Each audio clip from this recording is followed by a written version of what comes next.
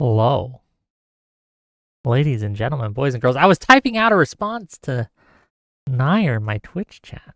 Okay. And I was like, wait, why am I typing? I could just talk. I could just get online and, go live and hit the live button. It is 6 o'clock and have a discussion on this. Before I respond, though, I want to start the show. Okay, so give me a second. Let me get the gears going. Let me get everything. So, hi. Welcome, one and all, to yet another episode of Wick TV. It's a cross-ideological space where we come together to talk about issues both cultural and political. And, today we're having a bit of a call-in show. Okay. Semi call-in show, because I got things I want to talk about. There's been things happening over the weekend that I want to discuss. The FCC Kimmel stuff being on the list. Don't worry. But I also want to talk about Ukraine and a statement Trump made just hours ago, and a statement that Zelensky made just hours ago about that statement and about the situation there. And let's just say lactoids on a sewer slide watch, okay? There's actually kind of based stuff from Trump. I'm not gonna lie, it's weird. It's weird to say, but this is the kind of stuff, if he follows through with it, that we kind of need.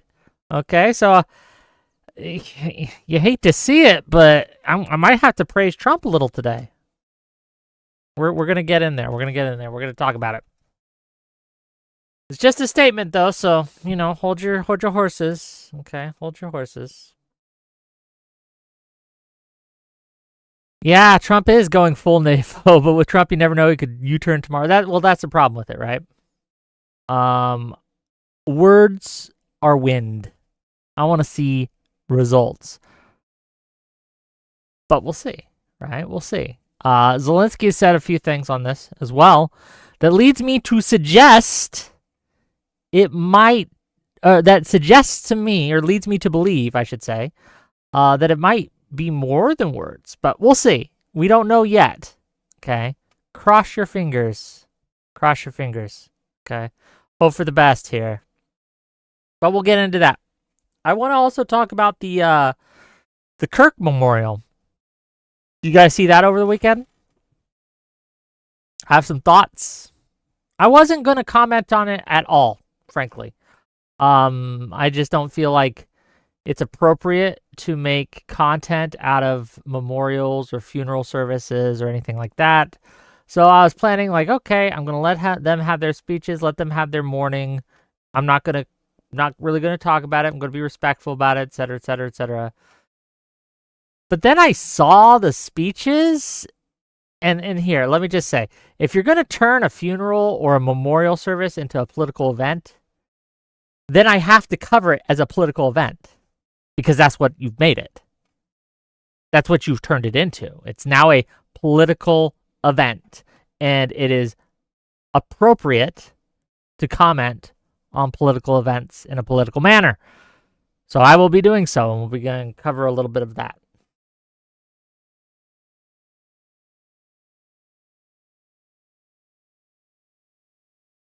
So yeah, lots to discuss, lots to cover, lots to go over. What do we want to go over first? So Nair asked me about the Kimmel situation. Let me ask you a question, Nair. If a cop comes up to a guy and says, "Hey, if you don't confess, I'm going to shoot your family," and then the guy confesses, did anything wrong occur? Was there any malfeasance on the cop's part, in your opinion?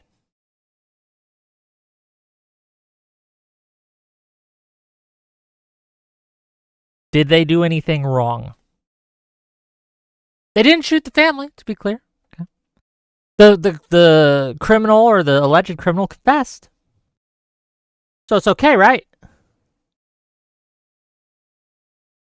So again, even if ABC claims it was a business decision, and it very well may have been, the business decision was brought about and made into an issue by the FCC's remarks. Remember, it had died down before Carr went on Benny Johnson and started bringing it up again, making direct threats. We can do this, and I'm quoting here.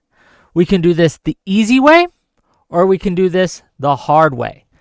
And then that's when the affiliates, and again, Carr in his address, or in his discussion, I guess, with Benny Johnson, mentioned the affiliates, right? Mentioned the affiliates need to do what they need to solve the situation, or they're going to open up more investigations and things like that. The affiliates in question, Sinclair and Nexstar. Nexstar has a multi-billion-dollar deal in the works. I think it's an acquisition deal, or a merger. I forget which. But they are absolutely... It needs FCC approval. It's pending FCC approval. So, there is a threat there. A threat that was made clear by Carr.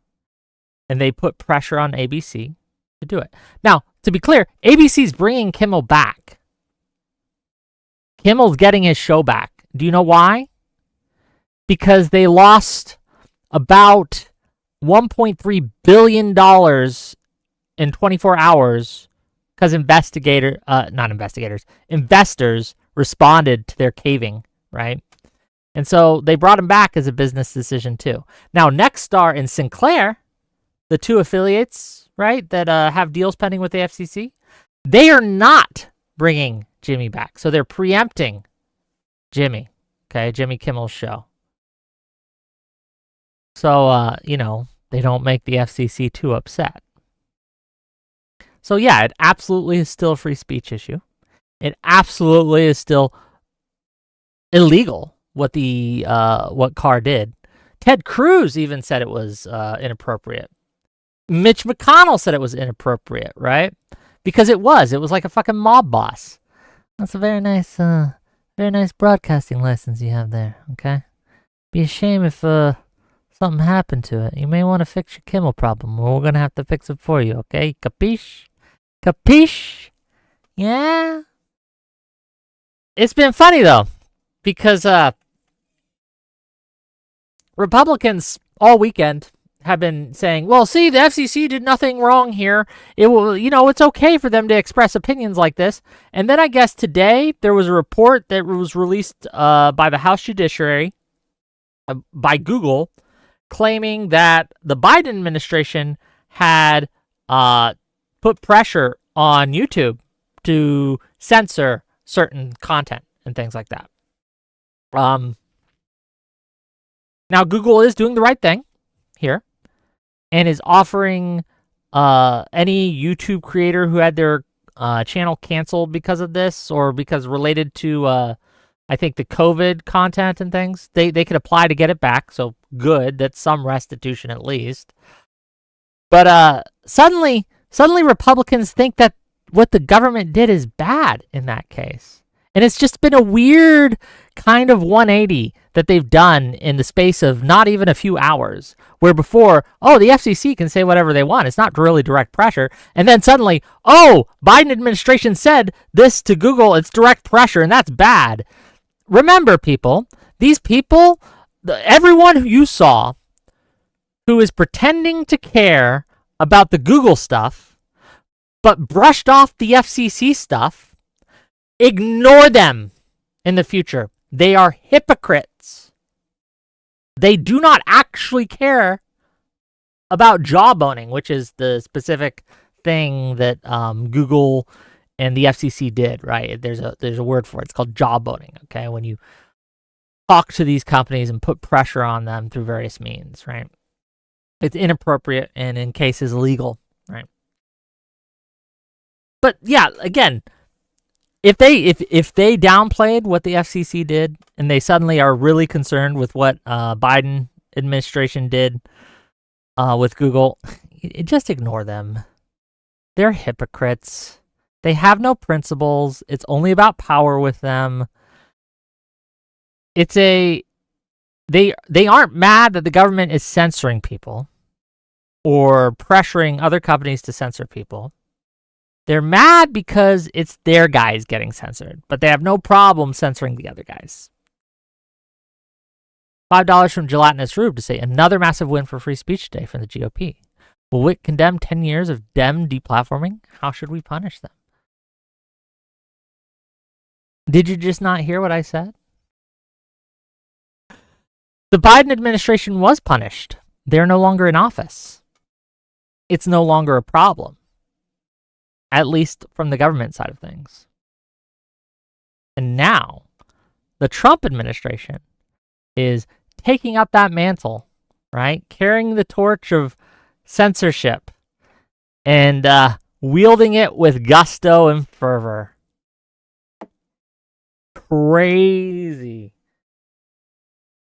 It's just been wild to me, right? Because I know intellectually, right? I know intellectually that people don't have any principles in these things, and people are kind of hypocrites just in general, right? That's just across the board. But to see it live in 4K in real time, having people suddenly very concerned about government entities putting pressure on private companies, right? I don't know what to tell you. $2 from Gelatinous Rube to say no longer in office isn't good enough. Jihad now. What are you advocating for, Gelatinous? Nair Stock says, should Dems go after Fox News for doing the same thing they accused Kimmel of when they got in power? What do you mean? I don't think they should. I don't think the FCC should pressure Fox News to censor people. I don't think that's a good idea. I think that's bad, in fact, for a whole host of reasons. It's anti-First Amendment, anti-free speech. So no, they shouldn't. Which is the problem, though, right?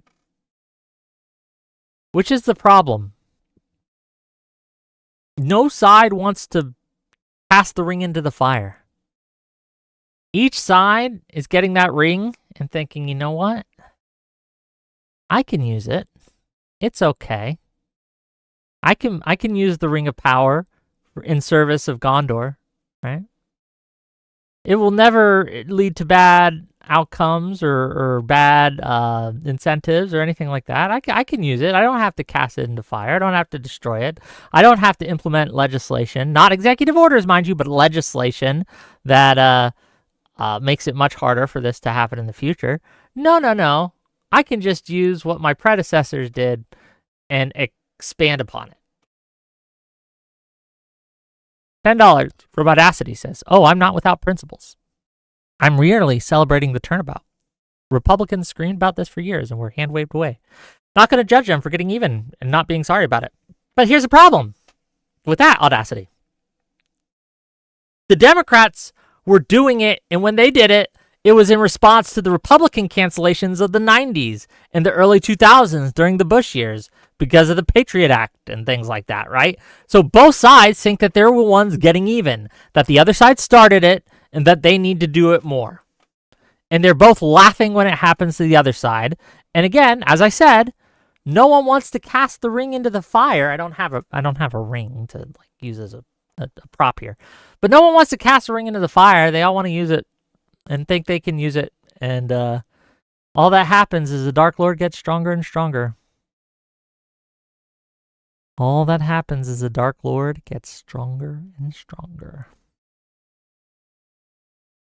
So that's the Kimmel stuff, I think. Have I addressed this to your satisfaction? I'd take Collins now, but I do want to get through each of my points before I do, because, and this is a fault with me, not with you, dear viewers. I get distracted easily with callers, and when I start to take callers, I won't be able to stop because I'll keep fighting. $5 from Audacity says, we had YouTube, Twitter, and Facebook in the 90s. Whoa, I was late to the party. No, but we had the religious right banning books, getting people fired from their jobs for a wide variety of issues, canceling the Dixie Chicks, right? Cancellation looked different back in the 90s and things. It absolutely did. But it still was there. $2 from Yinzer Duck to say 2026 are right around the corner. We need to turn out. We do. Again, the midterms are going to be very important for the Democrats. We need to get out there. We need to make our voices heard. We need to vote, etc. Yeah. Dylan Bowser says we call it doing a destiny. What are you talking about? Doing a destiny? How am I doing a destiny? Am I doing a destiny? What am I doing that's doing a destiny? I don't understand what you mean, sir.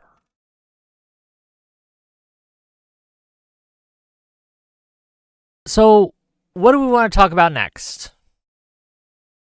Do we want to talk about the Kirk Memorial?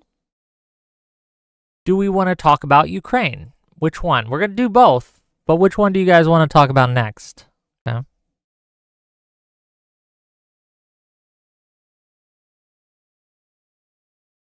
Not Captain Kirk, Charlie Kirk. Okay.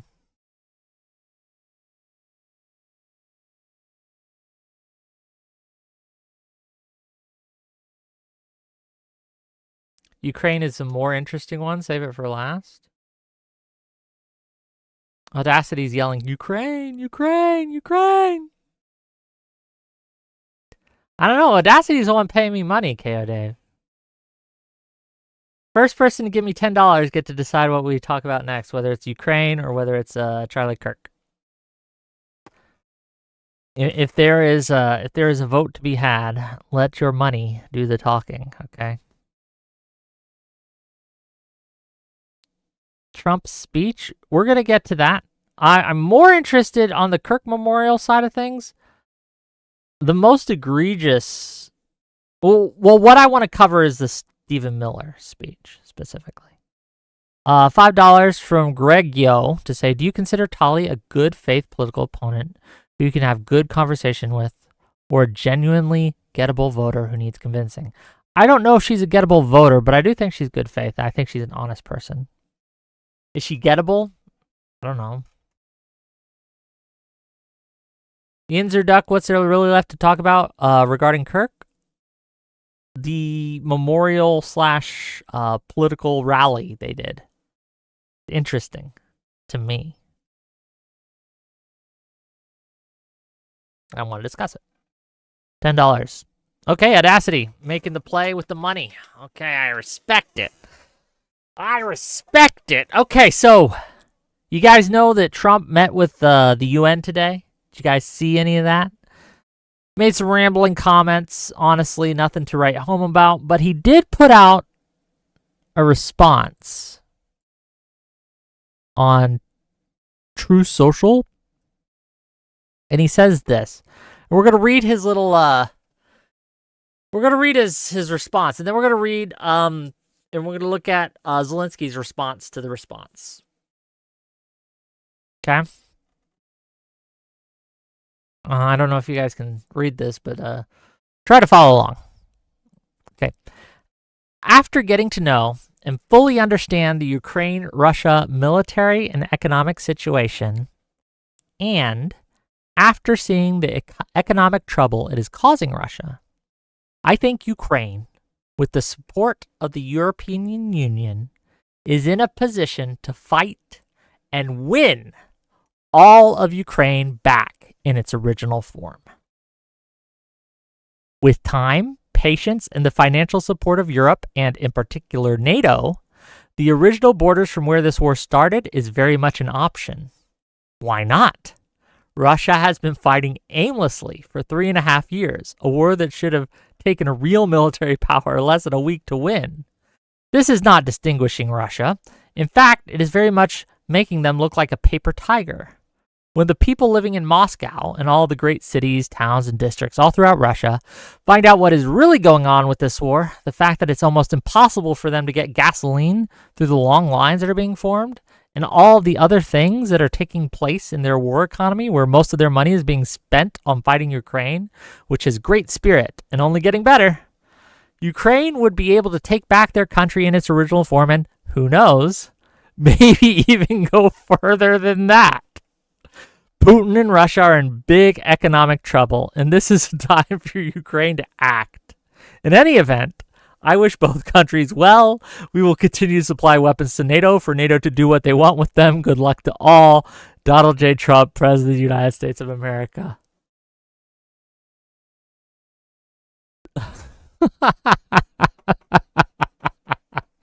I wish I could take Trump seriously. I do. That if he had started his administration off like this, like, okay, let's do it. Let's get him, boys. Honestly based. I would have very little criticism for him on the Ukraine issue, at least. But he hasn't, right? He's flip-flopped so many times. So I don't know how serious he is about this, right? That's my concern here. How serious is he? Did he just talk to some pro-Ukraine advisor before making this out, right? Like, is that what happened? Like, are the anti-Ukrainians on the outs in his administration, and so now he's talking to the pro-Ukrainian sides? I don't know. Is it just a troll? It could be just a troll. I don't know. Here's a problem with Trump is when you are constantly just saying shit. I don't know if you're serious. I don't know if you're real. I don't know if I can trust what you say. Yeah, MST3K. I can't tell if it's real or just bullshit. I don't know. I have no idea. I want it desperately to be real.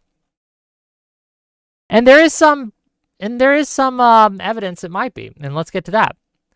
Oh, man, I'm sorry for the small screen here. Visregard's reporting, and they're quoting Zelensky. It says, Zelensky comments on Trump's new statement about Ukraine taking all of its land back. But we're going to try to find the exact Zelensky quote in a second here. He says, I'm very grateful to Trump. I can't share the details right now. Trump possesses very important information regarding the situation at the front. What does that mean? That's a good question, ladies and gentlemen. I don't know.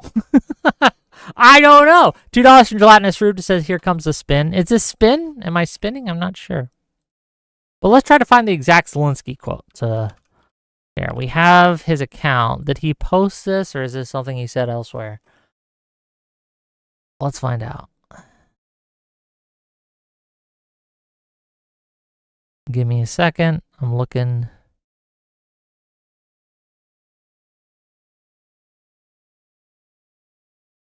He says a lot of stuff. He's made like a bunch of tweets.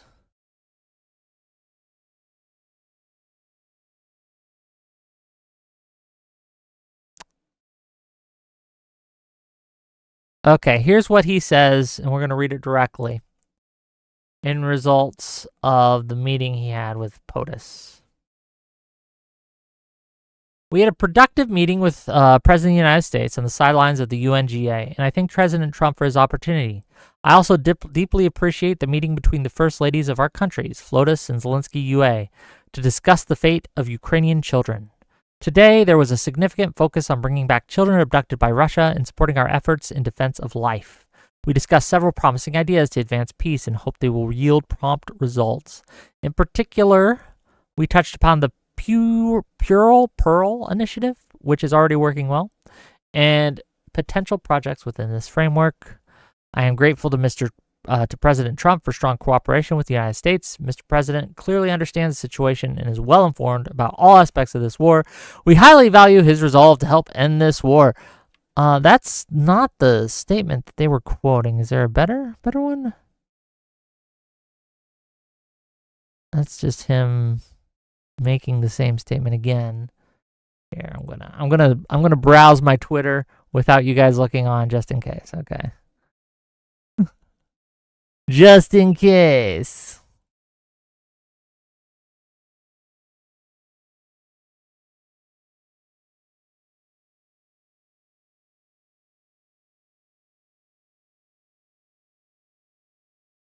Stop it. I hate it when so Twitter does this thing sometimes. You'll be looking at a tweet and you'll be scrolling, and suddenly it'll refresh and you'll lose your spot. And I don't like that. I think it's bad.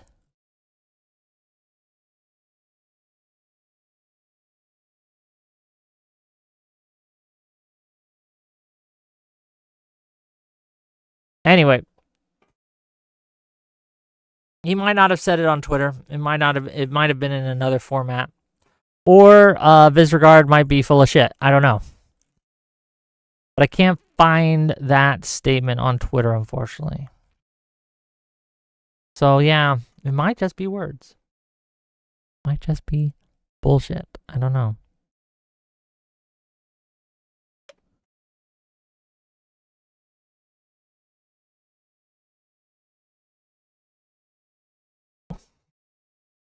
But he also made a comment, Trump I'm talking about, and I did see this one, where he said that the next time a foreign adversary, a Russian jet or something, crossed into NATO airspace, that they should shoot it down. And honestly, based. True! They should! But I don't know, man.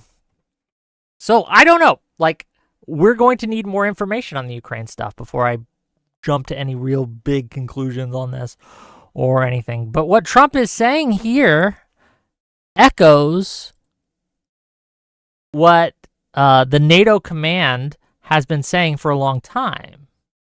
That Ukraine and Russia, that Ukraine isn't in a terrible position. And Russia is having a hell of a time achieving its goals. I mean, this is something they've been saying for months now. NATO, I'm talking about. NATO command. CENTCOM and stuff. But he's exactly right. This isn't making Russia look good at all. And it is having a toll on Russia's economy. I don't know. We'll see. Again, I don't know if this is just words or if actions will follow it up. So, we'll find out. But wouldn't it be funny? Wouldn't it be amusing? A little bit. Ironic, if you will. If this ends up being entirely accurate. We'll see. A lot of people are going to be eating a lot of crow if it's true.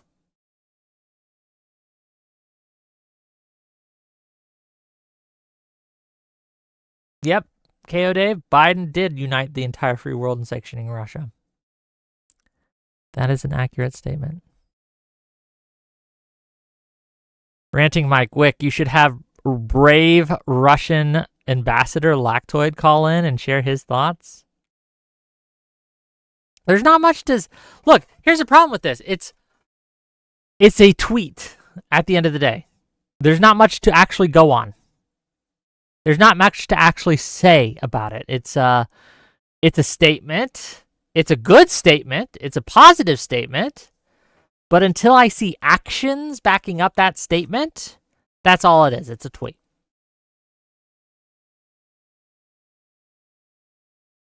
Will from Texas says Trump's new stance on Ukraine is good. Yes. But how long will that stance last? Will that stance last a week? Will that stance last a month? I don't know. Gelatinous Rube says, Wick TV, will lefties start appealing to cost and benefit analysis rather than crying about Hitler 24/7 in exchange for infinite debt? I don't know about that. What do you mean by the infinite debt part? But we are engaging in cost benefit analysis. And I don't think we are crying about Hitler. At least I'm not. Not 24/7.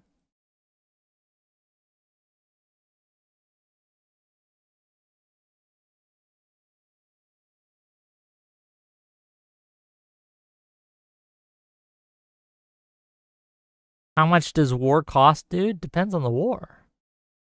And I'll tell you what, it costs less to win it than it does to lose it. The cost of losing a war is way more expensive than winning one.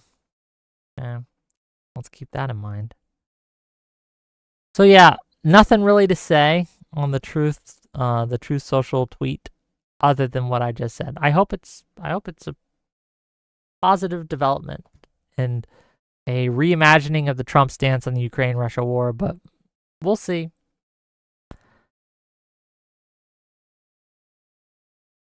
Was that true last time? When was the last time we lost a war? Vietnam?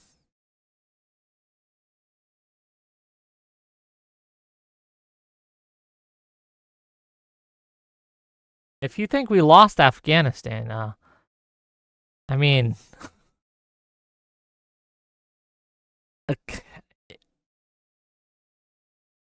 we withdrew from Afghanistan, that's true, and the Taliban took it back, so I guess technically. But we occupied it for what, 20 years? We reshaped it, and then the only reason we pulled out is because we got bored, basically, because it became too expensive to continue to occupy. Had we not gotten bored, we would still be there. Gelatinous Rube says, no, dude, do you think Afghanistan was expensive? Yes, I think Afghanistan was expensive. Yeah, but again, losing is more expensive. We've lost more from losing than we have from winning. I don't understand what you mean.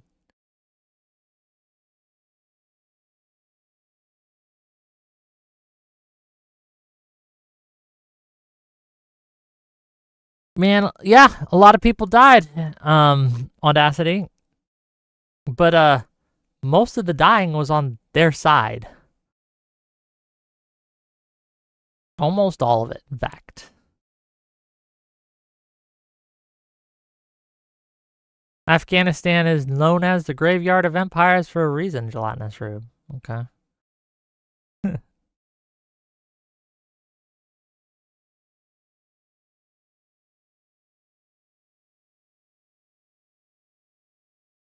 Yeah, ranting Mike. Ukraine losing would be expensive since combating Russia's imperialism would cost a lot more once they've taken over another country. I mean, yeah, like Ukraine losing is just like that doesn't stop the war. The war just changes, right? And instead of Ukraine, they're now going into Estonia or another NATO country or another country that's not NATO, but around there. They just gobble and bite up places, okay? They just nom it. And we'll still have to deal with that. And it will still bear a cost. So, yeah. But we'll see.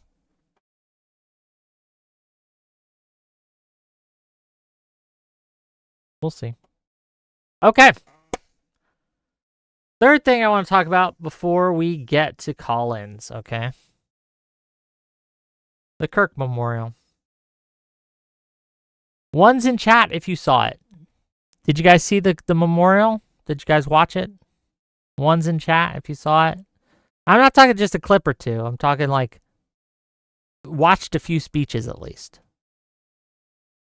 Marco Rubio spoke, J.D. Vance spoke, President Trump spoke, Erica Kirk spoke, Stephen Miller spoke. There's a whole Trump spoke. I think I said Trump already. A ton of people spoke at that. Okay.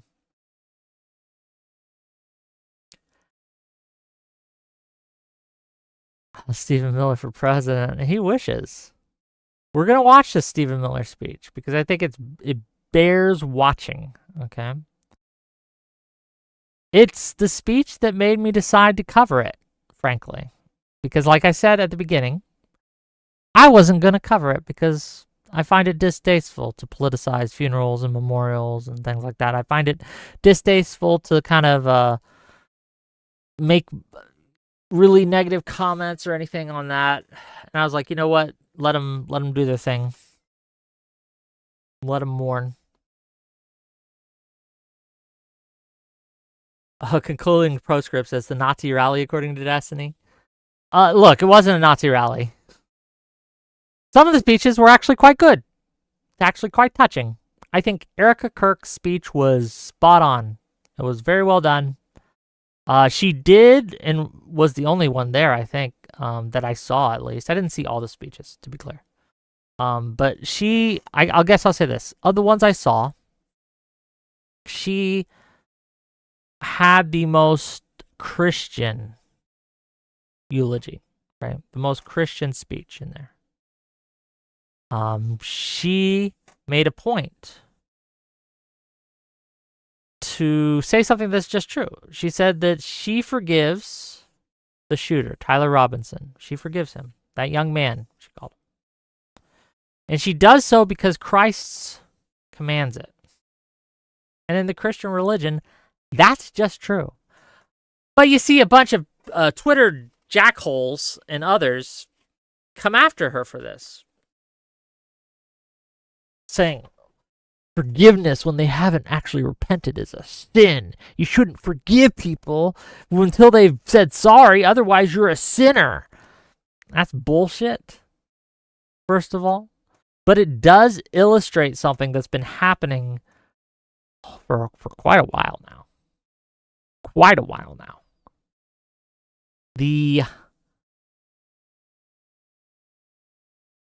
What's a good word for it? I was going to call it the Trumpification, but it's not, because it's happened before Trump. This isn't new. Trump's just kind of adding gasoline to it, right? The infiltration, perhaps, is a better word. The parasitification of the Christian religion by a certain type of person, of political persuasions. Yeah.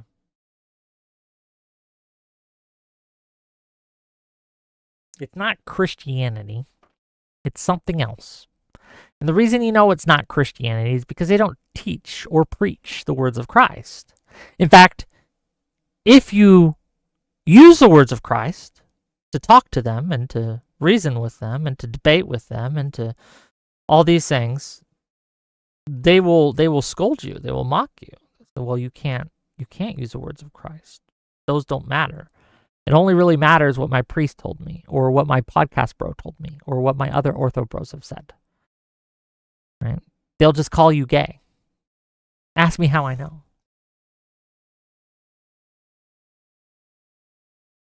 But they go on to these talk shows, and they go on and they infiltrate these churches, and they turn them into political centers, okay? They turn them away from Christ and to a certain specific political agenda. And they have hijacked Christianity in the United States to do this. I can't speak for other countries. I haven't seen those, right? It might be happening there too. But they absolutely have been using the church and Christianity in general to push an agenda that is decidedly anti-Christian in nature. $5 from Audacity to say, you can just say Catholic, my guy. America's going to do a Conus crusade. Well, it's not just Catholics. It's Eastern Orthodox, right? It's weird. J-Max says, have you seen the several videos now attempting to debunk the official shooting story involving Kirk, that the shit came from the rear? I've seen a couple. I haven't seen them all, right? But there is, look, that's another problem we have. There is a segment of the right who doesn't believe Tyler Robinson did it. They have a conspiracy going, and I'll give you one guess who they think actually did it, okay? I'll give you one. But they absolutely are doing this like debunking kind of conspiracy shit about how Tyler Robinson wasn't the actual shooter and it was someone else.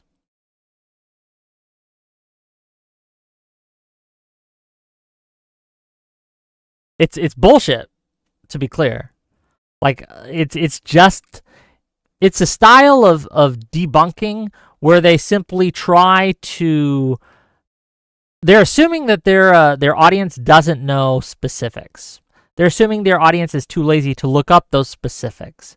And so they'll use things where there might be a little gray area, and they will point at it and say, well, look, didn't you know that the bullet got stopped before it exited his neck? These kinds of rounds don't do that. It would have gone through. Why isn't there an exit wound? And they'll pretend, right, that these aren't answerable questions based on the circumstance. And they'll try to imply that these are extraordinary things that could never happen in a reasonable scenario. So it must be something that they're not telling you. It must be a different thing. It must have been a smaller caliber bullet that actually killed him, right? And yeah, it's insane.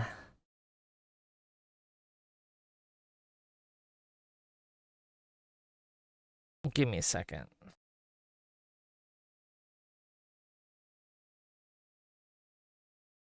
It's all for Twitter clicks for the echo chamber. Yeah, that's a real problem. But it is this kind of way of thinking that I think is destroying us as a country. This kind of conspiracy brain thinking. Do you guys know that? Did you guys hear the autism announcement? They've solved autism. Apparently, it's when pregnant mothers take Tylenol. That's what causes autism, according to RFK Jr. Everyone I know who has some kind of expertise in the medical field is calling bullshit on this, by the way. But that's what's being said. I don't have any expertise in this area, so I can't comment too much from a place of authority, at least. But sounds like bullshit. I don't know. $5 from Gelatinous Rube to say, always remember that inconsistent facts can just be debunked, where actual conspirators instead attack your ability to ask questions.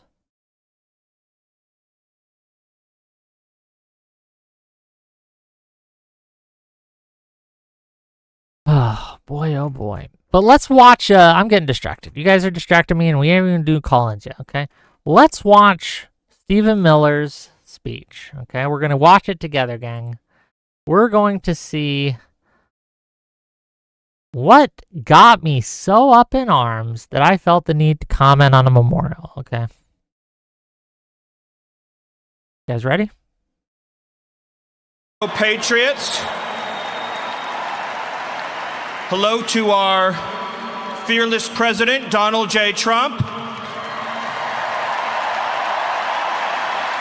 And hello to millions of Americans all across this land who are gathered in sadness and sorrow to mourn Charlie Kirk, but also... It was great up until the butt. It was fine. Like, hey guys, hey Patriots, hey everyone, we're here to mourn. But also...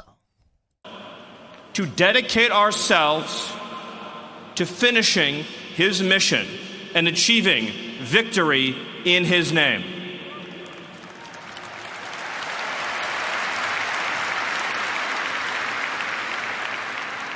What does that mean, you may ask? What is his mission? What does victory look like? Don't worry, Stephen's going to explain it.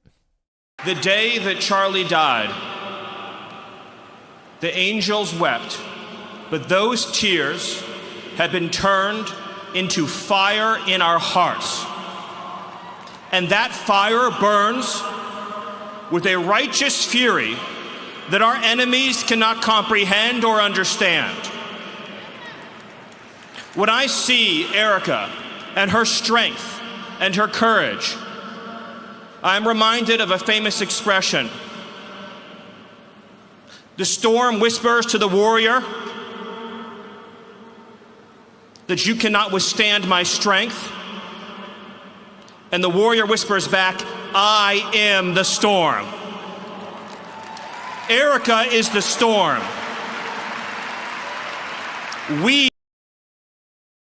Maybe we should watch Erica's speech after this too, to kind of contrast this, okay?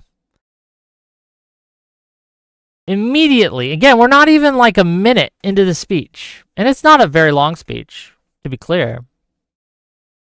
But instead of mourning or celebrating Kirk's life or talking about what Kirk has done, what Stephen Miller here is trying to do is paint this as an existential battle between good and evil, and painting half the country, and he'll get to that, don't worry, as evil. And that the tears they're shedding now are going to bring up a righteous fury within them. And this cringe-ass line about a storm, okay? I don't care about your Stormfront bullshit, okay? It's just so off-putting. So when Destiny says that this looks like a Nazi rally, if he had only watched this speech, if you would only watch the Stephen Miller speech, maybe, right? Perhaps. Like, if you watch all the rest of the speeches, though, it's bullshit, right? There's not a very fair comparison. But watching this speech, I don't know, bros. Let's keep going. We are the storm, and our enemies cannot comprehend our strength, our determination, our resolve, our passion. Our lineage and our legacy hails back to Athens, to Rome, to Philadelphia, to Monticello. Our ancestors built the cities. They produced the art and architecture. They built the industry. Our lineage. Interesting choice of words. Hails back to Athens, Philadelphia, Greece, all Monticello, all these places, right? Our lineage, not our principles, right? We aren't like the inheritors of democracy and things like that in that sense, but our lineage. And Stephen Miller means it as a blood and soil thing, okay? It's the blood of the Europeans, basically. His lineage, our lineage. Erica stands on the shoulders of thousands of years of warriors, of women who raised up families, raised up city, raised up industry, raised up civilization, who pulled us out of the caves and the darkness into the light. The light will defeat the dark. We will prevail over the forces of wickedness and evil. They cannot imagine what they have awakened. They cannot conceive of the army that they have arisen in all of us. This is cringe as shit, gang. Not only is it evil, it's cringe. It's silly. The forces of darkness and wicked. This is like what I would have a really poor role player, right? Like a really poorly role played character say, you know, when he's about to face the big bad evil guy, right? It's just a really bad speech, and also very worrying because Miller really believes this, really believes that his lineage is the good and the light, and it's fighting against the wicked ones. Because we stand for what is good, what is virtuous, what is noble. And to those trying to incite violence against us, those trying to foment hatred against us, what do you have? Podcasts. To be clear, we're not inciting violence against you, man. We're criticizing you. And there's a difference. I am not telling, and in fact, I would condemn anyone who tried to physically hurt you, whether that be punches or kicks or bullets or any of that. I don't want them to touch you. It would be abhorrent to me, even though I think you're an abhorrent man. And the closest thing, I think, to a fascist that the Trump administration has. This dude just hates minorities, gang. I'm not kidding. Steve Miller is a fucking fascist. Okay, I wouldn't say that about Trump. I wouldn't say that about a lot of his administration, Trump's administration. But Stephen Miller in particular, yeah, he's close enough. I think that the label fits. I don't think it's inappropriate to call him that, right? I know people who know him, okay? I know people who've worked for this guy. Yeah, he's a bad dude. But no one's inciting violence against you, buddy. Are we fomenting hate against you? People should hate you. You're a bad person, and what you do is bad. Okay, they shouldn't hate you. I apologize. They should hate what you're doing to the country. You're destroying the country. You're tearing apart everything that we've built as a country. You're tearing apart our Constitution. You're tearing apart our democracy. You're tearing apart the social cohesion that exists in America. You are doing it with glee. So what do we have? Principles, for one. Okay. For two, we have a pretty good idea of who you are as a person. And for three, we had the midterms, baby. So, we'll see. You have nothing. You are nothing. You are wickedness. You are jealousy. You are envy. You are hatred. You are nothing. You can build nothing. You can produce nothing. You can create nothing. We are the ones who build. We are the ones who create. We are the ones who lift up humanity. What has the Trump administration built, gang? What have they created? What have they done? Right now, a new YouGov poll released showing that more people than ever think that they are worse off than they were last year, right? More people than ever think this, okay? It's getting worse. The dollar is being destroyed, okay? The lowest, it's terrible. We'll see a graphic about that soon, right?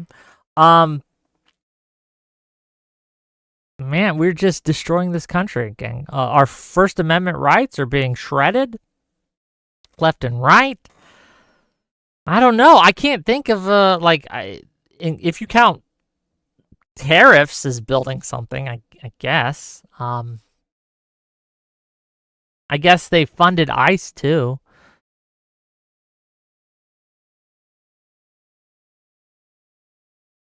I don't know. This guy's just, full of shit.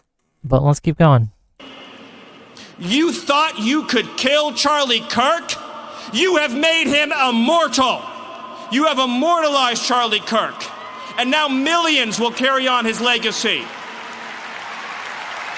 And we will devote the rest of our lives to finishing the causes for which Charlie gave his last measure of devotion. You cannot defeat us. You cannot slow us. You cannot stop us. You cannot deter us. We will carry Charlie and Erica in our heart every single day and fight that much harder because of what you did to us. To be clear, and I want to really emphasize this for you people, okay? One person killed Charlie Kirk. Tyler Robinson. I didn't kill him. You didn't kill him. No one here killed him. Tyler Robinson, one man, decided to do it, right? He's the one that killed Charlie Kirk. Not the left, not Democrats, not Groypers, not anyone, okay? Tyler Robinson did it. Not the trans people, right? Not the minorities, not the immigrants.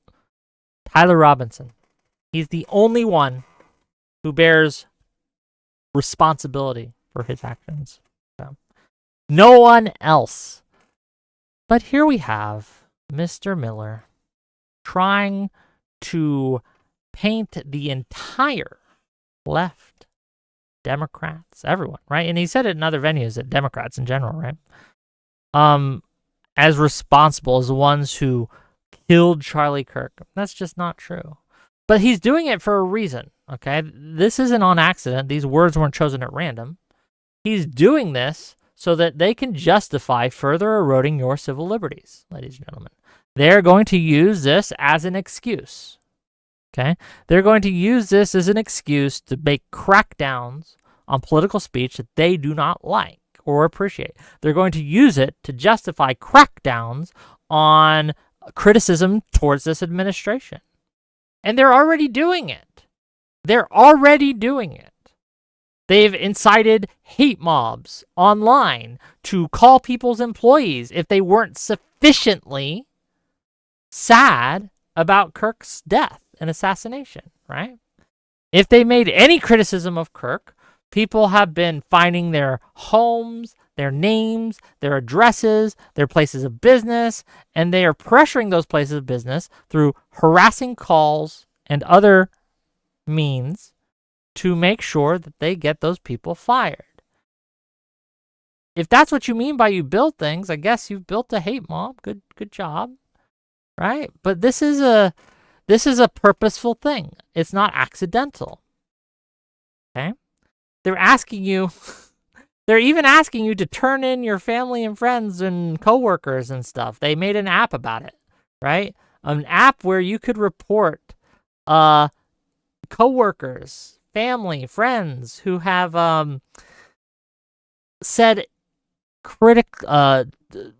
done critical things or said critical things about Charlie Kirk. Crazy shit. I'm not making it up.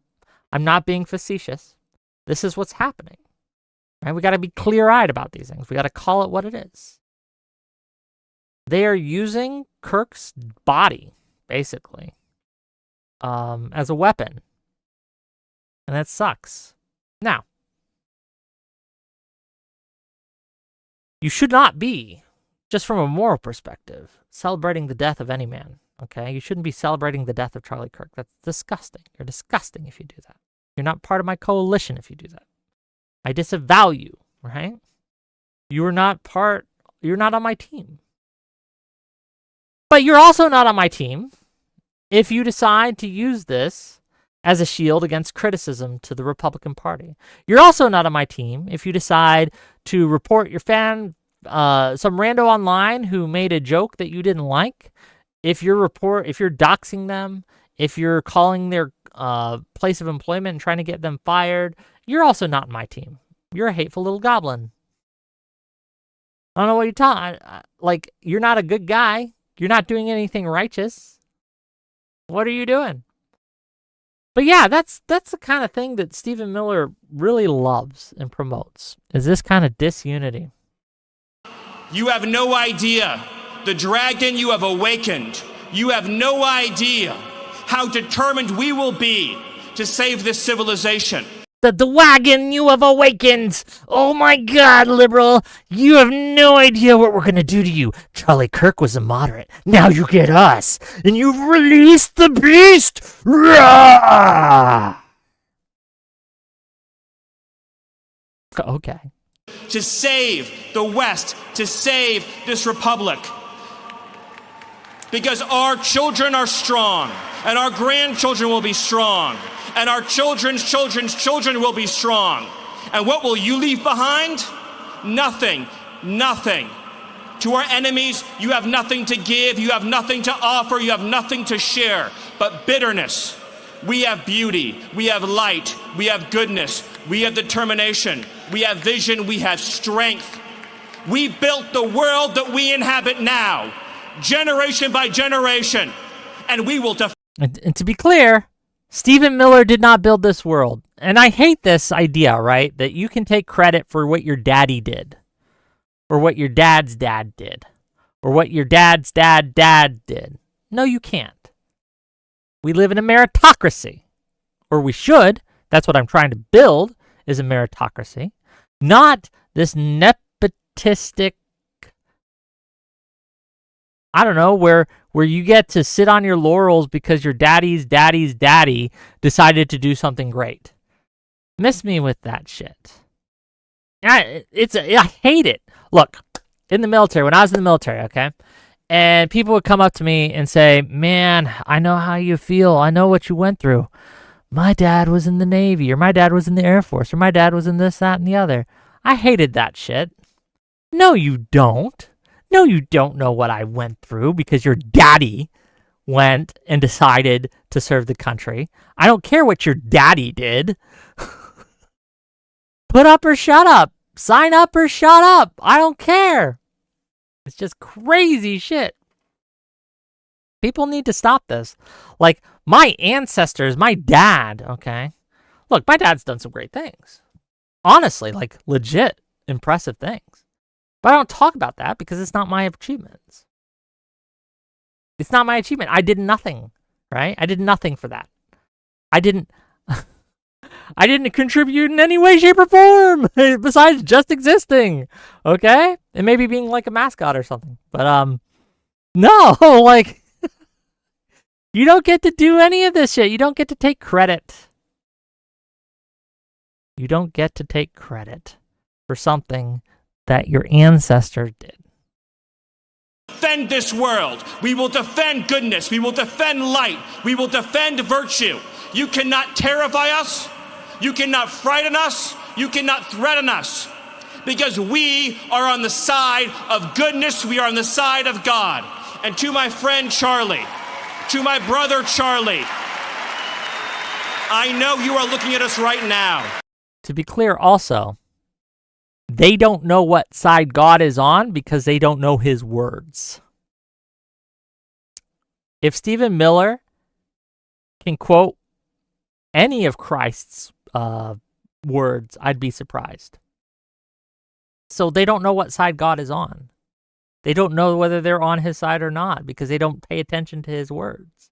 If you're Christian, right? Which they claim to be. I know you're watching Erica right now. I know you're watching your children right now. And I promise you, my friend, I promise you, my brother, we will prove worthy of your sacrifice. We will prove worthy of your time on earth. We will make you proud. We will finish the job. We will defeat the forces of darkness and evil. And we will stand every day for what is true, what is beautiful, what is good. And we will achieve victory for our children, for our families, for our civilization, and for every patriot who stands with us. God bless you. God bless Turning Point. God bless Erica. God bless the Kirk family. God bless our heroes. And God bless the United States of America. Thank you. Yeah, there's really nothing, I guess, more to be said. If you watched that and thought this was an appropriate speech for a memorial where you're mourning someone who is important to a lot of people, right? I don't know. This is a speech that said, you know what, fuck it, I'm going to cover this because it's a political thing now. Trump also comes up later, right? And he talks about tariffs and other things, right? Like he makes some weird comments. But this is the one that made me like, okay, nah, we got to talk about this because this is not okay. And this is what's being done. They're using Kirk's death as a weapon to pass policy and to gin up support. Look, I've never been to a memorial where they sell merch. I've never been to a memorial, right, where they register people to vote. I'm not even against the registering to vote part, right? I get that. Okay, fair enough. I can see the argument for that. It's not even entirely inappropriate. But selling merch? That's weird. That is weird. It's a weird thing to do. And then coming up and basically calling half the country evil. Wildly inappropriate. Wildly inappropriate.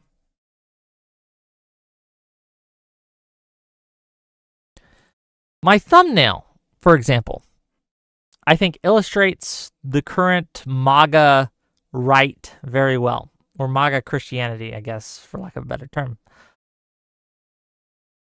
If you're watching this on YouTube, you've seen the thumbnail, I'm assuming, because you clicked on the show, okay? It's this guy with a cross, okay, a big cross, carrying it around, only it's on wheels. So it's not actually a burden. It's not actually something he's really hard to do. It's all for show. And that's what Christianity is to them. It's a pantomime. It's a show. It's all an illusion. ironically, that picture of the man in a suit, right, with his hair done nice, fresh, clean, not a speck of dirt on him, okay? Having that cross, that big, heavy-looking cross on his shoulder. It's on a fucking wheels. Okay? It's got wheelies. And he's just wheeling it around for show. I think that is very illustrative of the modern MAGA Christian movement, okay? Such as it is. And I felt it, I had to say something. I don't know. I don't like what is being done to Christianity. I think the words of Christ, right? Here, I'm gonna get a little personal with you guys, okay? I don't usually do this. I say I'm agnostic, and that's true because I don't know. But I've been feeling the pull, okay, gang? I've been feeling the pull of my Christian roots. I grew up Mormon, Christian, to be clear. I served a mission for my church, engaged in discipleship. I really believed and I followed as best I could. It wasn't perfect, right? There came a point where I grew disillusioned for a few reasons I won't get into, and so I kind of fell away. But I've been watching from the sidelines for years now, watching what is being done to a religion that I still feel a lot of fondness for. Watching what people are doing with my religion, or at least my former religion. And it angers me. It upsets me. It is a perversion. They are making it into a mockery. Okay?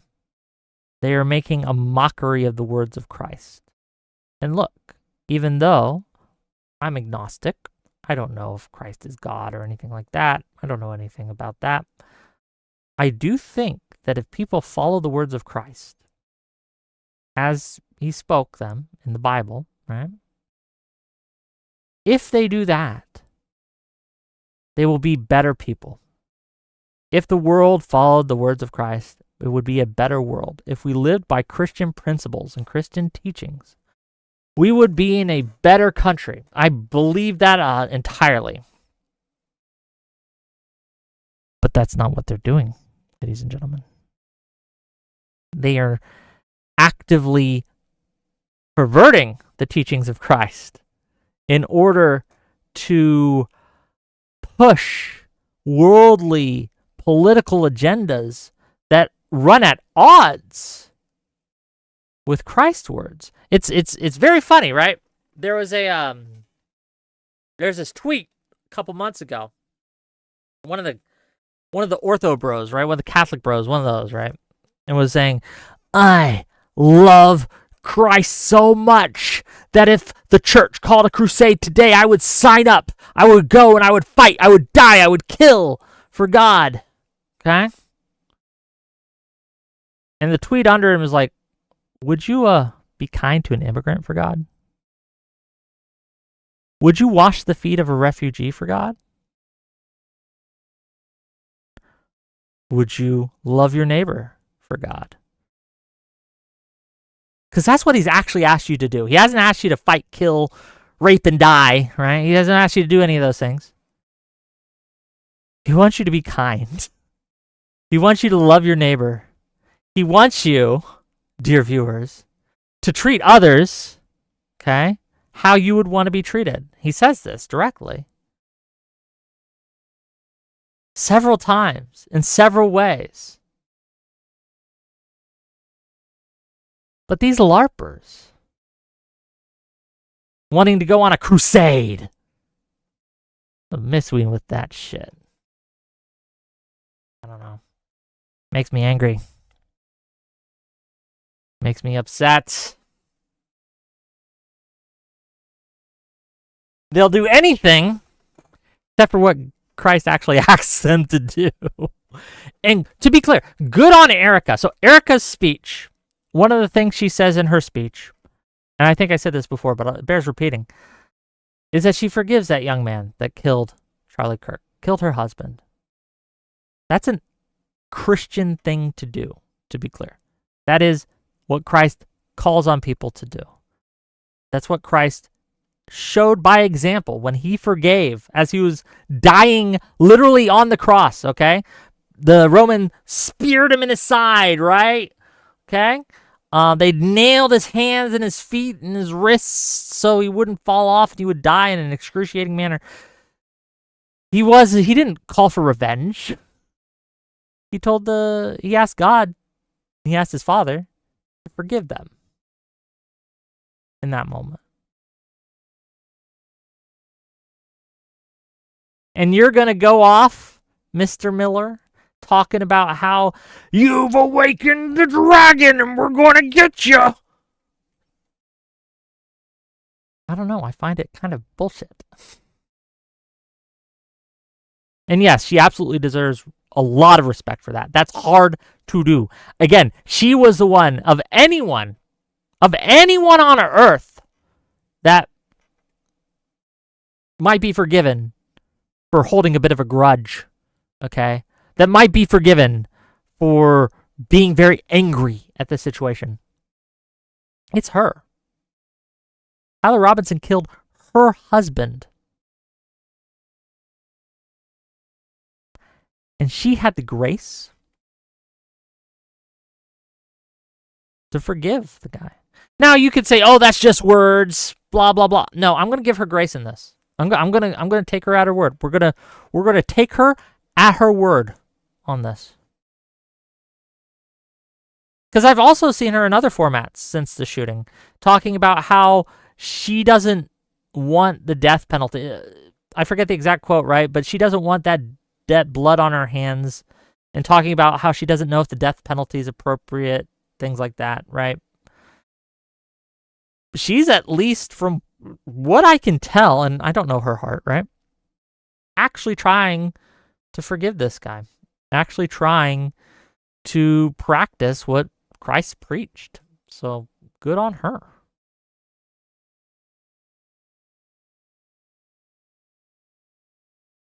But then these schmucks, okay, like Miller, come in and try to use this as a way to attack their political opponents. I don't know, I find it weird.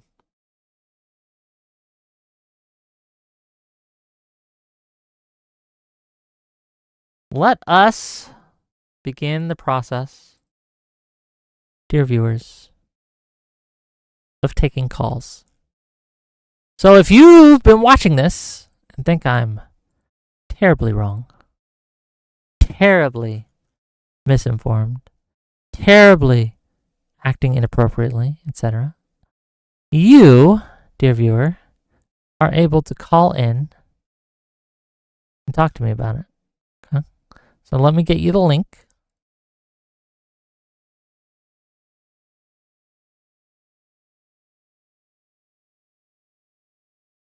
Less Than 3 Entertainment says, Stephen Miller is not a Christian. He's Jewish. Just saying. Okay. Okay. Jesus Christ. But yeah, there's the Discord link. So what you're going to do is you're going to click the link. You'll see a rules page. On that rules page, you'll see a bunch of emojis, right? Click my face. Once you click my face, it'll allow you to see the rest of the Discord.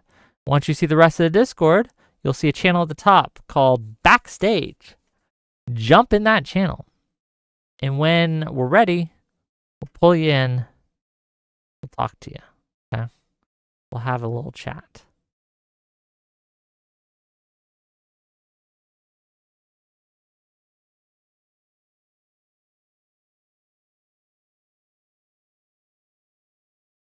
Okay, we got a caller. See what you have to say. Hello. Hello. You're live. What do you got? Uh, If you're talking, Hello, I can't Wick. hear you. You Let's can't see. hear me? Oh, there's just like a weird delay. Testing, testing. Yeah, it's like off by a second or two. Let me leave and come back, see if that fixes it. Oh, I think it's better now. Wait, is it better? Yeah, I think it's better now. I don't know Okay. what was wrong before. All right. I did mute the stream, didn't I? I can't hear it on my end. Okay. All right. Okay. I think the audio's good. All right. Give us what you got. What do you Okay. got? So Trump's Truth Social post about Ukraine. Yep. I don't think it's based. I don't think it's Trump siding with Ukraine or Zelensky or anything like that. What I think it is Trump essentially washing his hands of the Ukraine conflict. I think that he's basically saying, you know what? I don't need to do anything about this. I don't need to interfere. I don't need to do anything. Ukraine can handle it on their own with Europe's help. All I have to do is just continue with the US's normal routine of selling weapons to the rest of NATO, and come what be may. Okay. So if that's true, that's still better than his previous stance. I think him deciding to wash his hands of it, not try to interfere, not try to make peace or whatever, I think that would be a better outcome for Ukraine than than him continuing to try to help the situation by pressuring Zelensky to give in to Putin, which is what he's been doing. Maybe, but that I just wanted to give my thoughts on the matter. That's a little black pill. I hope you're wrong. I hope this is a new turning point, if you will, on Trump's stance here, and that he's going to really help NATO and help Ukraine in this. But I don't know, because all we got to go on, and I want to make this crystal clear, we got a Truth Social post. That's all we got. So it's really hard to make any sweeping claims yet. Yeah, that's the problem. This is Trump, and he tends to turn on a dime when it comes to a lot of issues. It's like one day he says one thing, and the next day he's just saying the total opposite thing. So whether or not this actually goes anywhere or means anything in the long run, that remains to be seen. But I think that if I were to try to do some mind reading, it's mostly just Trump being frustrated and kind of trying to wash his hands of the whole situation. Sure. Even that's a better outcome than what we've been having, though. So fair. Anything else, Mr. KO Dave? Nope. It was just the Ukraine stuff that I was interested in. Well, thank you for calling in, and I'll let you go to the void. But yeah, it might be, right. We're all just kind of trying to read into what is a single post, basically. But these posts are how Trump does governance. This is why we pay attention to them. It's because policy has been based off and followed by his posts. That's why they matter, and that's why they need to be covered.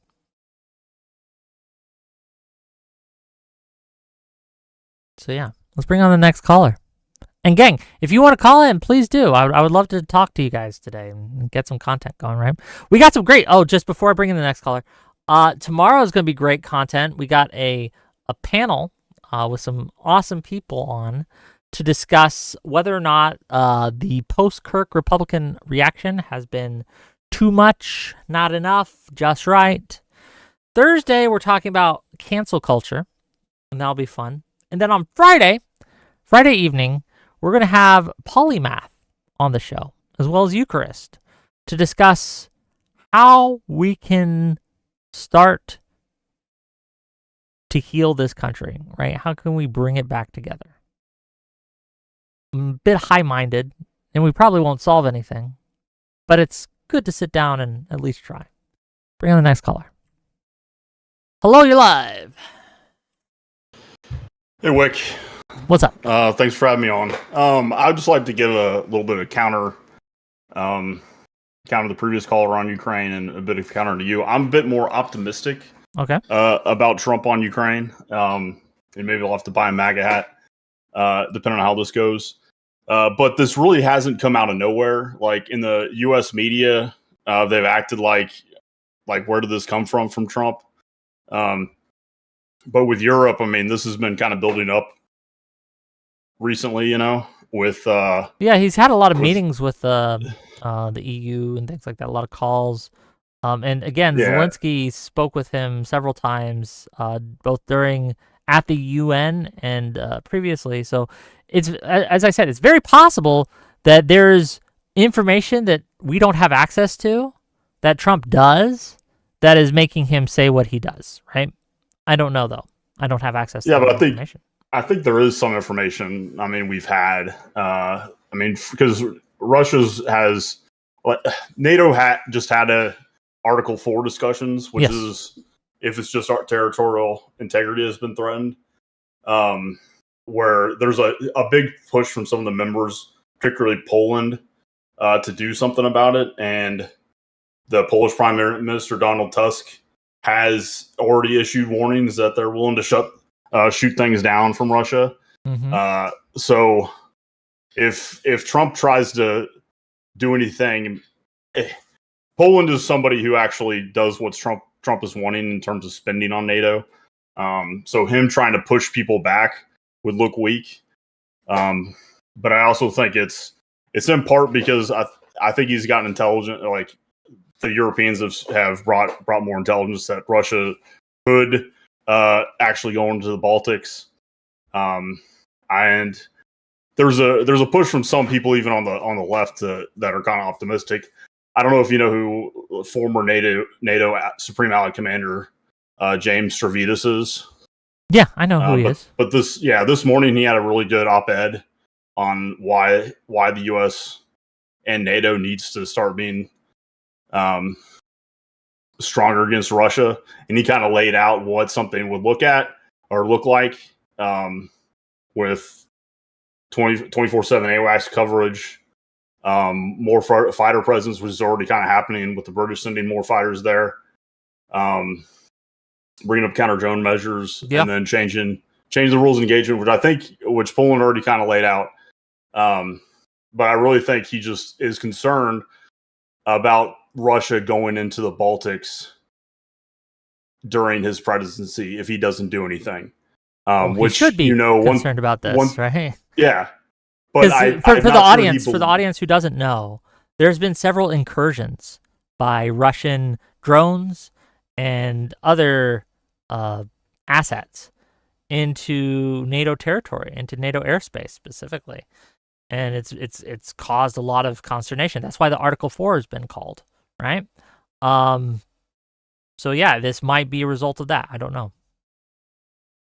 Yeah, but I just don't think maybe Trump just didn't believe it could happen until recently, and he just really does not want them because like Russia just has to drive like 30 miles into Lithuania to get the capital. That's nothing, you know. It's much easier to screw with Lithuania than it has been with Ukraine. And they have their better air defense systems are around there too. So the thought that Russia's busy in Ukraine, they can't do anything else is not really accurate. Since they don't really have to move any of their a lot of their enablers that are already present. Yeah. And then going to kind of switching theaters into the Pacific. I think I think Trump rather understands that if he doesn't do something about this, it's going to be much harder in the next year and a half when China starts ramping up incursions into Taiwan. So the worst thing or one of the worst things he might view for his legacy would be if he loses like Ukraine, the Baltics, and Taiwan, because because how much he loves talking about how none of this is his fault. But if he doesn't do something now and act strong, it just would not look good for him. But that's not really all I had. Yeah, I hope you're correct. It's just I caution people to read too much into a single tweet, right? This is what it is. Once again, I have to remind you. It's based there's other stuff around it, obviously. But until there's actual action, it's all words, baby. Okay, anything else? That's all. Thank you. Okay, thank you for calling in. Bye-bye. Bye-bye. Is that all? Is that all the callers Look, it's so weird with these call-in days, okay? Some days, I'll have more backstage than I can possibly get to in a single sitting, okay? Way more people want to talk to me than I can possibly get to. And then other days, well, I'll have like 2. So what's up, gang? Why don't you want to talk to me today? Did I do something wrong? Did I upset you? Or do I smell funny? I showered, I promise.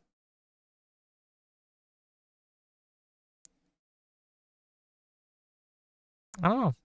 Well, there we go. Here we got some people. Now they're coming out of the woodwork. Now they're coming on here. What's up, Gen Z attorney? What's up? You put the call out. Hold on, I'm trying to get there. There we go. Yeah, there you are. Said, where is everybody? And great. Now the OBS doing the thing. Great, wonderful. We have some tech issues. I'm sorry. I'm still a noob at all this stuff. No, Any quick fix I can do to get my camera working? If you're running OBS, you have to use a virtual camera, and you have to have Discord go to your virtual camera. If you're not running OBS, then I don't know. Yeah, I had OBS open, but then it went. I closed it because I was like, I don't want this to happen, and now this is happening. So. Well, do you have another program that's using your camera, like Skype or Zoom or anything like that? No. It's still okay. Oh, well, I'm sorry. I can leave it. We can get your icon or whatever. That's fine. I can leave and come back if you want to talk to Schwengo. What do you want to do, buddy? Do you want to take your time? Let me try and fix it. Yeah, okay, yeah. I got my jacket on. Go fix it, and I'll bring you in after. Okay. I appreciate you. Okay, Schwengo, what's up? What's going on, good buddy? We're here. We're live. We're making content. We're talking about the news of the day, the world. It continues to turn. Yeah. Well, allegedly, unless you're a young Earth Christian. In which case, it floats through the majestic heavenly void on its flat table-like surface with the dome of heaven that protects us. On its turtleback-like surface. Something like that, yes. I actually heard a flat earther make that argument that the Earth is actually shaped like a dome, and that's what accounts for the curvature we get, because the curvature that we can calculate doesn't match whatever. It's just one of those things that make you. It's just one of those things that make you realize how much the education system has failed most people, or their propensity and hunger for. What's the most zany, wacky, outlandish thing I can sink my teeth into? When it comes to conspiracy theories, I think it's boredom more than anything else. Because I know there's some very smart people who are otherwise intelligent, but they believe in these conspiracy theories. And I think it's because they get bored with facts, right? They get bored with all that, and they want to believe in something that is more interesting and entertaining than just the actual. It's just a world. I think you're giving the human animal too much credit. Maybe. And what I mean by that is it has nothing to do with intelligence levels, and what it has to do with is how easy it is to game our mind. Right? Maybe. No, I say definitely, not maybe. Okay. That's why you have guys with PhDs in like theoretical physics that think Trump is amazing, right? Like it's and just the best. I mean, yes, it could be purely, what's the word, opportunistic, but some of them I genuinely like. My old director of construction, very, very smart guy, had a master's degree in earth science, what is just like he got his degree to fight global warming, and then all of a sudden he started listening to Joe Rogan, and all of a sudden it's all a scam, and it's like, to me it's more about tweaking something. It's you're on a trajectory. You turn 3 degrees. It doesn't seem like you're moving very much or very far away, but by the time you get 5 years down the line, you are so further than where you were. And all it took was that one little tweak, that one little seed of doubt that was planted. Anyway, I honestly was calling to talk to you about your flirting with Christianity again. Am I flirting? Okay, I don't know Yes. if that's the word I'd call it, but go ahead. I would call it that. I'd call it playing footsie with Christianity. Go ahead. And so I have a lot of, so ironically, we're closer than you think. I was also raised Mormon. Nice. Utah Um, Mormon or one of the others? Utah Mormon. Oh, okay. It's a fairly different upbringing then. Okay. Yes, but Yeah. but the foundation is Oh, yeah, the relatively teachings. the same. Yeah, teachings are pretty much the same. Yes. Right. However, I have made the journey. By the way, I just want to call you out on this right now. I heard Penn Jillette say this one time, and it was brilliant. It was perfect. An agnostic is just a weaselly atheist. Is that right. true? I would say that's true because A the agnostic weaselly says atheist? that's what. Yes, I would. And his reasoning is an agnostic will tell you, you know what? I know that I don't know, and when something proves itself to me, then I'll believe it. And it's like, well, okay, atheists believe that too. All right, like if if a Zeus-looking fellow floated down from the sky and said, "I am God, believe me in me and be smited," every atheist would be like, "Oh, I was wrong." No, because I think the difference for me is atheists believe that there is no God, right? That's what their current held position is. I don't No, let me believe correct that. you on that. Let me correct you on that. Okay, this is a much like Christianity. To what you were speaking to about the perversion of Christianity, most atheists have perverted atheism because Okay. claiming with a certainty there is no God, you sound just like a religious person. So the true atheist would say, I'm not saying that there is not a God. What I'm saying is there is insufficient evidence to suggest that there is one. So therefore I can't go with it. I don't maybe. I don't know enough about atheism, and you seem to know a lot more about it. So I'll just take your word for it. Well, it But makes my more- it position, follows, just is all. whatever you want to call it, I'll just tell you my position right now on this subject. It logically follows, is what I'm saying, for what atheism is, because atheism is entirely based on evidence driven. Okay, and since there is no evidence or insufficient evidence to determine that God exists, you cannot, just like any other scientific endeavor, you cannot say with certainty what this is. I mean, I'm just saying that every atheist I've talked to, except for maybe you, I don't know if you're an atheist or not, right? But every atheist I've talked I to made the journey says to that I atheism, know yes. that there is no God. No, it's that there's insufficient evidence to suggest a God exists. It's kind of the same thing, but it's not, right? Okay. Like I Um, said, this is when I talk to an atheist, right? Like if I brought on an atheist right now, someone who's like hardcore atheist, and I asked them, "Hey, is there a God?" They would tell me no. Right, and I would say to them, you're not like you're closer to being religious than you are atheist if you make that statement, because you're speaking with certainty and you don't have evidence for either, right? Okay. You're saying with certainty something that cannot be proven. Fair. But again, for my position, I don't know if there is a God I or know. not. The key thing There though, might be, there might not. is I don't know. And and we frankly, can quibble. Hold on, wait. We can eh. quibble about this for the next 4 hours. That's not why I'm Okay, so why'd you calling call out. in? Okay, yeah. So that aside. Okay. Yes, mine is more to the point of to what you said about the values Christianity preaches, because you know what? Like 85% of them I support, right?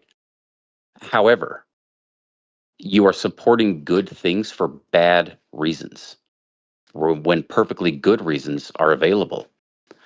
And what I mean by that is you should forever question your virtue if you perform charity, kindness, compassion, understanding because God told you to, rather than out of pure empathy, which is where my morals come from. They come strictly from empathy, not because a sky being has ordered me to do Well, it.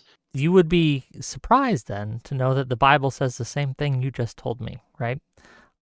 Because it's Sort not of, only except the if you people. don't. Except if you do. Well, but here's the thing, though. No, what the Bible will tell you is you need to accept that Jesus died. Well, he was the true Son of God. He was an extension of God. He died for your sins, and he was resurrected. And then, by extension, he resurrected Lazarus through the divinity of God. That's what it means to be a Christian. But that speaks nothing to morals. No, that talks about whether or not you believe Christ was divine. Being a But Christian, in my that's the mind, foundation of Christianity. That's the foundation of that Christianity. is That's why. that is the foundation of the belief system. But to be a Christian, you actually have to follow what Christ actually taught. To be a Christian is I, someone who follows Christ, not one who believes in, but one who actually follows in his footsteps and does what he does and tries to Yes, live by his words. but that's my point. That's my point. That's a bad reason to be a good person. I don't know if I Is that you care. need to be instructed. You need to be instructed. Well, okay, but I care because it manifests in all kinds of ways, like the Charlie Kirk variety of Christianity. The Well, the no, Andrew they don't Wilson. follow the words of Christ. I mean, it's pretty easy, right, to see. But this is my point, though. They would argue they do, and Hey, but they'd then be they wrong, have demonstrably, they, right? Like you could just yes, I well, when agree. Christ I says agree, this but they way, can yeah, fall back on. They can always fall back on, well, we're all sinners and we all make mistakes and I do my best. And then they just have this get out of hell free card. I mean, that's everyone says that when they make mistakes and they don't live up to their belief system, no matter what their belief system is, whether it be from empathy or things, right? They think, well, man, I really didn't live up to what I had and what I preached. Like someone who goes through pure empathy, whatever that means, right? I mean, obviously you get mad sometimes. True. You shout, you yell, you do things that you would otherwise think are bad. You're not here to tell me you're perfect, are you? Well, no, but I don't Okay. pretend. But here's the thing, though. But here's the thing. I don't view it as sin. But you view it as a moral failing. You don't call it sin, but you call it something Well, else. okay, but it but means no, the real reason people care is sin. because they don't want to go to hell. Man, that's one of the reasons that I so one of the issues I had with religion was the concept of hell. I don't believe that a just God would give eternal punishment, even for the worst of things, right? Like Well, then guess eternity's a what, long buddy? You fucking don't time, believe in God right? because God is as wrathful as He is loving. I mean, there is evidence that he has anger issues with the flood and other things. Let's just look at the old. Let's just look at the Old Testament. How That's about what I was that? referring Okay. to. But Like, how about we just use the entirety of the Old Testament? But Christ came to fulfill that law, and we are in a new covenant now, right?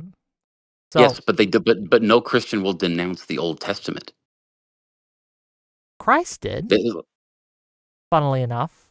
He would Oh, say okay, things but like, "You have heard it said," and then he would quote the Old Testament, and then he would say, "But I say unto you," and he would quote the New, right? Or not quote the New, but he'd give the Christian way, right?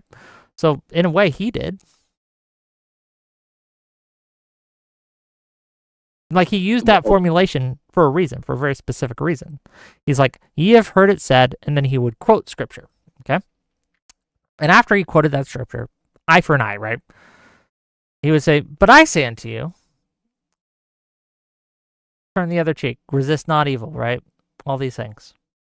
If someone sues you, Sure, but that doesn't mean that his Father, the creator of the universe, will send you straight to hell regardless of your morals if you do not accept Jesus Christ as his son and your savior. I'm not here to debate the theology of it, right? Because like I said, I'm an agnostic. But when it comes to the principles, hold on, just real quick. When it comes to the principles that Christ taught, I stand by my statement that if you live by those principles, you will be a better person than if you do not. Well, great, but here's the problem: is the offshoots that come out of it. And listen, remember, I defend most of organized religion because it beats the shit out of most nihilistic secularism. Okay, I'm not like a complete enemy of it. Meaning, I understand. It's a much more of a useful tool than a truth claim. But we have to at least acknowledge that's what it is.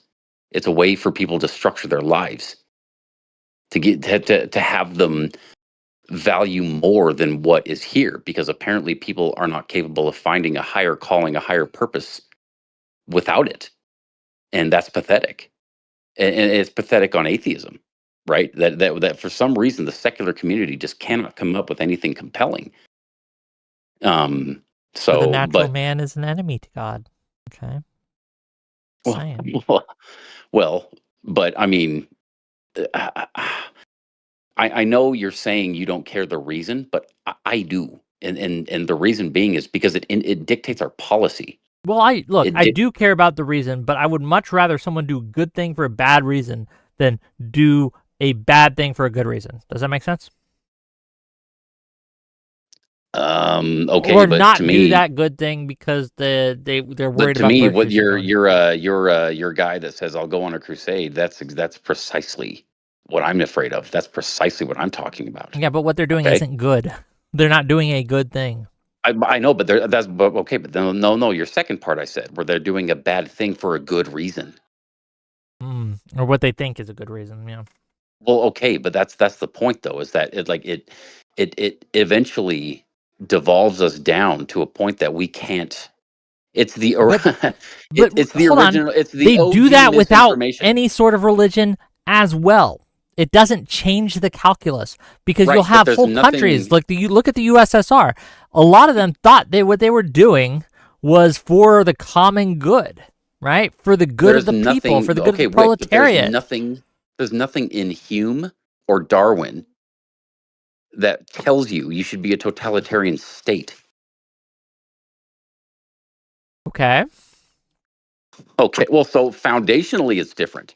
Okay, like let's not even get into fucking Islam. Okay, like you seem to forget that there are the number 2 population of religion in this world is Islam, and it explicitly says the infidel is to be killed or converted. Okay. I'm not a Okay, fan of Islam. I think Islam is bad. right. Okay, but this is more to my point of like, but to them, to anyone that lives in Iran, okay, or Lebanon, Yeah, right? but I don't do this cultural relativism bullshit. They're wrong. I'm right, and I can prove it. I can prove it through who has the most human flourishing, right? What metrics do we want to look at? Do we want to look at wealth? Do we want to look at health? Do we want to look at freedom? Do we want to look at, and I can list a whole bunch of them, and on every single metric, my society, my culture, my liberalism, basically, right, is what I Right. preach from this pulpit. Liberalism is better than every single one of those things, right? And Agreed. every single Agreed. measurable metric that we have, liberalism isn't perfect, but it outperforms every other ism on the planet. Now, when it comes to my personal life, right? When it comes to my personal life, I, again, mostly because I was raised in it, I am very familiar with the words of Christ and the teachings of Christ, and I try to live by those teachings. I'm not perfect at it, but I do think that makes me better it makes me a better person, if you will. At least better outcomes in my, like, for my psyche. And I know that's woo-woo Sure. bullshit, right? Maybe. It is. But- It absolutely is, but okay. But when it comes to my outcomes, I would rather live in a world with me than a world with a bunch of Stephen Millers or a bunch of Stalins or a bunch of all these other people, right? I would rather live in a world where all my neighbors were like me, because then the neighbors would help each other out. The neighbors would look after each other. The neighbors wouldn't lie to each other. The neighbors would try to uplift each other. The neighbors would try to help each other. Then I would, in a world where my neighbors were all just out for themselves. Yeah, I don't know, man. I Okay. mean, well, we can like. Well, to me, it's just this is a much deeper, much bigger. We like- we have more. It's going to take more than a call in. So That's what I was about to say. Is like we can bag it here on that, but to me, it's more of I'd hope you reflect on that I don't care why someone's being a good person. Yes, that's great in the short term, but like the room for growth, the actual, like, okay, let's put it this way. Let me say this is my closing statement here. I don't believe in an afterlife. Okay, there appears to be no evidence for that there is one. So, talking about the way people live and why, every day means more to me than it ever will to a Christian, if I choose to, because this is the last, like, this could potentially be the last time I see someone. And I mean ever, before we go to the big sleep, as far as we know, right? I take no comfort in, oh, it's okay it's okay if I died on bad terms with my mom. Like, I'll make it up in the afterlife. It's okay. We'll see each other. No, I don't live that luxury, right? So I would hope people would take more of that's actually a good reason to make up with your mom, right? That's instead of a bad reason to do something like, well, my faith will carry me through. Like, it's okay. I'm still a good Christian, even though I'm on bad terms. In the afterlife, we'll clear it up. It'll be good. We'll be happy and loving and whatever. It's like, you don't know that, man. And the fact that you can just carry on thinking it's going to be okay, it's giving you it's giving you a very, very bad reason to believe in something, rather than a good reason, which is the empathy towards your mother, for one, empathy for yourself, to forgive yourself, to forgive her, whatever. Okay. Like, these are good. This is actually a good way to live. Okay. Last thing I'll say, objectively, and then I do got to let you go. Get more people on. I know, man. It is a poor Christian who is only doing good because they fear for the reaction in the afterlife. But thank you for coming in. I'll talk to you later, man. Stay atheist. Yeah, like the Bible specifically says that one of the groups of people who will be cast into the lake of fire are the fearful. What does that mean? Right? It means that the people who are only doing good because they are afraid of going to hell, that's that group, right? Like, part of Christianity, in my opinion, is becoming more Christ-like. Do you think Christ did good because he was afraid of punishment? Obviously not. He did good because he loved us and wanted us to love each other and love our neighbors, and love as we would love ourselves, and to love God. And that's what he preached, and that's what he practiced, and that's what he tried to get us to do, right? None of that is, oh, we'll just wait until the next life then it'll kind of all come out in the wash. It's not a real big deal. Nah, that was never preached by Christianity. And this is something that cuts both ways. It's a double-edged sword. If you were like, it's the last day I'll ever exist, why not party, okay? Why not lie to get that short-term gain? Because, you know what? We don't exist after this, so why not just do the short-term thing? Short-term thinking can lead to bad things or good things. It's a net neutral thing. But anyway, next guy. Did you fix your shit? Yeah. Okay, let me get it. Boom. See, I just came in straight from work, sat down to do some other work, and I saw the Wixter was live. Some other work. Okay, I'm ready for it. Yeah. What do you got for us? Oh, I'm getting back. So I was trying to just do a pure streaming model on weekends, and then try and cut content out of a stream to make into videos. But I don't think that's enough by itself to sustain itself. So I'm going back to making videos regularly. Just ripping a page out of Legal Mindsets book. I don't know if you've seen any of his videos, but Not like one. Okay. yeah, he does. He calls it Fast Facts, where it's like a 10-minute, just quick and dirty breakdown of something. Basically ripping that model. I'm calling it the quick fix to talk about some case or some issue. So And, basically, it's basically Timu legal mindset over here. Okay. We Yeah, got pretty the, much. Yeah, exactly. the knockoff version. Okay. Yeah. So I was recording for that. That's why I had OBS up, just to make that. But then, yeah, I saw you were on and wanted to see how you were doing. Doing well. Pretty And much. first and foremost, I feel like I got to point this out every time I'm on. We got 58 people watching and only 12 likes. That is A unacceptable. lot of people hate watch. Okay. They just lurk. I want to see it get to at least 15. 20 would be great. By the time I'm out of here, if we're not at 20, I feel like I'll have failed. Oh, we'll see. So If just you fail FYI or for the not. chat.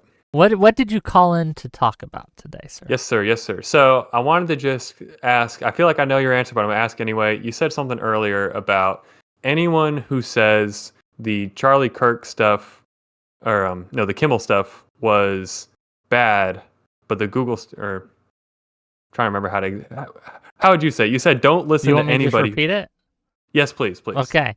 So if you care about the government exerting pressure on Google in order to jawbone and try to censor people on Google, and you don't care that the FCC put pressure on ABC and the affiliates to get Kimmel gotten, you just don't care about the principle. You're just a hypocrite. Okay. Yeah. So with that said, which I fully agree with that, by the way, I guess you can put me in the Ted Cruz camp of saying, look, we can't be the free speech warriors for the last 10 years and then all of a sudden wield the club of censorship just when it benefits us. So I agree with that. That's the principled stance. My question would be, do we similarly hold the inverse to be true, where if you think the Kimmel stuff was bad, but then you think the Google stuff was good, or really any of the censorship we've seen in the last 10 years, then similarly also is a hypocritical position to take. Yeah, you should similarly be rejected. Yeah, so I figured that would probably be your answer, but I just wanted to highlight that because obviously coming from the right, it feels like we really have seen the last 10 years has just been a complete acceleration of this, I guess, free speech crackdown. I mean, we brought it up in the Destiny debate that this college campus survey, about 38% of college students believe violence is an appropriate response to stop a speaker from coming to campus, which I don't know what the partisan breakdown of that is, but I would assume it's a lot more left-wing students that are supportive of that. And so basically trying to, as someone who tries to also uphold principled free speech perspectives, I find it kind of rich that the Democrats seem just as culpable in claiming the mantle of free speech when it's useful for them, but then the party out of power is going to cry "more free speech." The party in power isn't going to care.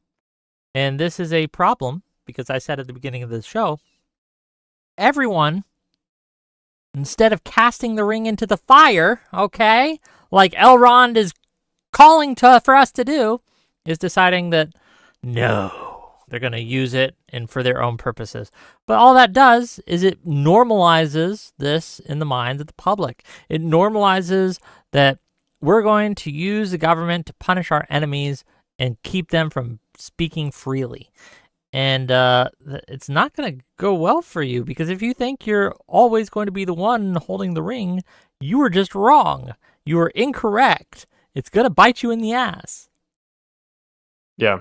And on that, yeah, I mean, I'm 100% in agreement. I like the analogy of throw the ring into the fire because I feel like that's where we're at. The federal government is just, it has become the one ring, the ring of power. And well, I'm specifically speaking of censorship, okay? Not the federal government in and of itself. I think the federal government does some good things, right? That I like, that I don't want to see cast away, right? But censorship, government censorship specifically, is the ring in my analogy.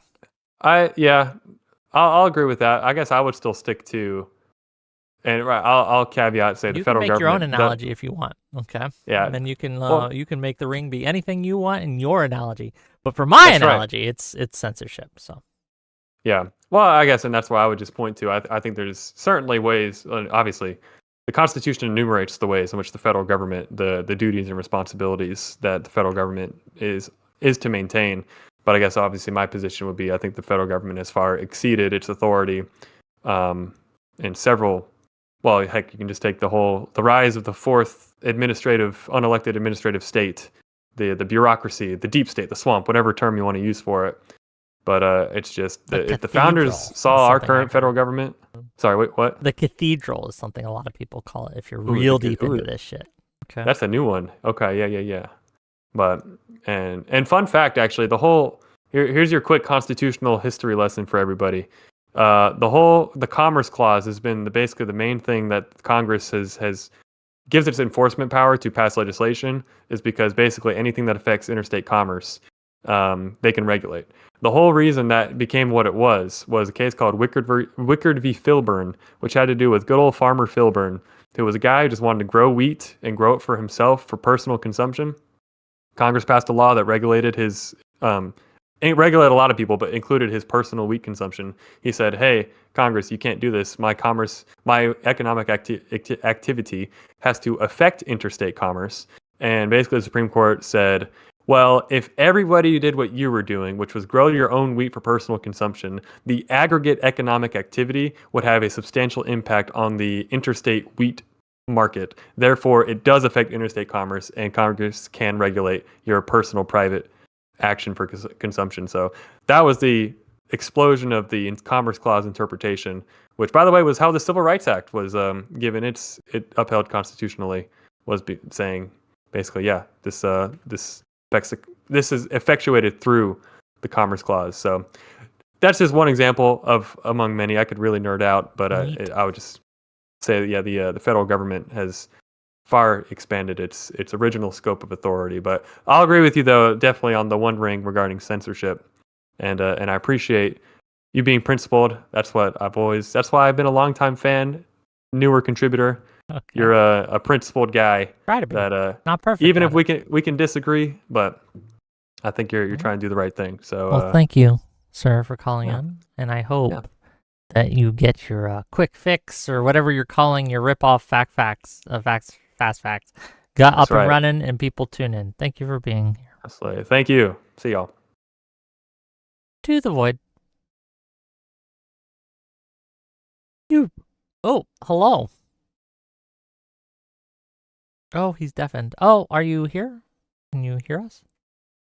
Always. How do I sound, buddy? You sound like crystal clear, but you look like Tim Pool, but with hair. I have hair. That was the big reveal on the Valentine's. Yes, it's Tim Pool, but with hair. Okay. Exactly. I don't want to be Tim Pool, but with hair. I want to not be Tim Homeless Pool. That's Tim my Pool, priority. as they are calling you. I'll take regular homeless. Better option. What do you got for us, sir? What do you got for us? So just to real quick before you go, Gelatinous Rube here is going to be on the show tomorrow.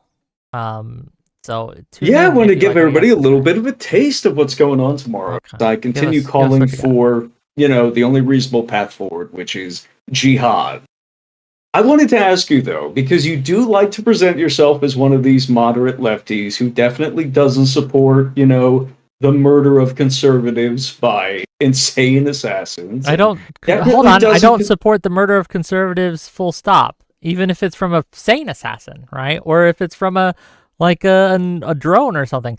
I don't want people to die for their political beliefs. I think that that's bad and shouldn't happen, whether you're conservative, whether I agree with you, or whether I disagree with you. That's my position. Go ahead. I like that. I think if that was the message we had gotten from the left, rather than, Charlie Kirk was a fascist, then it wouldn't have seemed like they were doing what they were, which is justifying it. Because that's, of course, what you're doing. If you mention, this thing happened, but everything after the but just completely annihilates anything that happened before it. And we all understand that's not true. That's not true at all. It's 100%. I can say that, look, what happened to Charlie Kirk should never have happened to anyone, right? He should not have been killed. I denounce the violence. I disavow the violence. There we go. Whoever was doing the violence, Tyler Robinson, we know now, right, is a monster and should be held accountable to the full extent of the law, right? That said, but I really don't give a shit about Charlie Kirk at the end of the day. I didn't know him. Who cares? Right? Like honestly, he's just a podcaster, bro. Now he's dead. That sucks. Oh well. That was pretty clever because those are morally neutral statements following the but. So there's nothing. You're not saying anything in particular that's well. I don't know exciting. if he was a fascist or not, right? Because frankly, I didn't watch a lot of his content. Well, fascist, I think, is a little bit more of a negative connotation. Even if I said he was a fascist, it'd be okay to say though. It wouldn't no, be it wouldn't. That's why you didn't say it. That's why you went in the other direction. Say it. Charlie Kirk shouldn't have died, but he was a fascist. Yeah, so that's justifying his death. Why? Obviously. Why?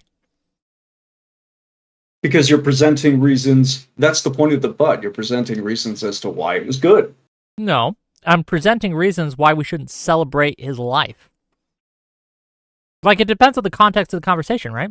So if I'm talking to someone who said, oh, Charlie Kirk was a saint. The context of the conversation is that he got shot. Well, no, because we were having a conversation about that. So if someone comes in and says Charlie Kirk was a saint who was like Martin Luther King Jr., who is the next civil rights leader in America, and I said, well, he shouldn't have been shot, but he was kind of a fascist, right? In the context of that conversation, that's not justifying. What that's doing is saying all that bullshit you're saying about him, I disagree with it. No, I think especially in that one, because if you're going to be clear, I don't actually believe he was a fascist, because I don't think he was a fascist, right? But for the sake of no, you're defending the principle. Yeah. Are you aware that people could use that as an in to like, hey, here are all the reasons why it's good, or here's why it's beneficial for us that this person died? They could. And then say, but anyone who nobody should kill him. That would be word cell bullshit, right? Who is specifically justifying it, not criticizing him, but justifying it, is a bad person. They should be held to account socially, right? Not fired, right? To be clear, right? Not you shouldn't dox them, but you should shame them, definitely. But that's not what people are doing. That's not what people are doing when they're having this conversation. People were celebrating. People were encouraging it. People were happy. Much about less it, than you would play it. Support. Much less than you would play it up as. There was far fewer celebrations than social media would have you believe. No, I was on your panel the night of, and there were people in there who I think that were representative of the left at large. Who on my panel? Prime Kind specifically. I've gone back and watched that. He was specifically not celebrating it. Nope. Prime Kind spent the entire time debating as to whether or not it was okay, trying to justify the fact that he's like, no, how long do I have to wait to mention that this guy is a terrible Nazi bad person? That's justifying it. I don't think it was justifying it. I don't think it was celebrating it. You don't have to think it is, because everybody gets the idea. It's friend-enemy distinction. And people who are the enemy are using that terminology, so that means enemy. I think that not everyone who is your enemy deserves to be killed, right? Like, I wouldn't kill a fascist in America, even if they were a fascist.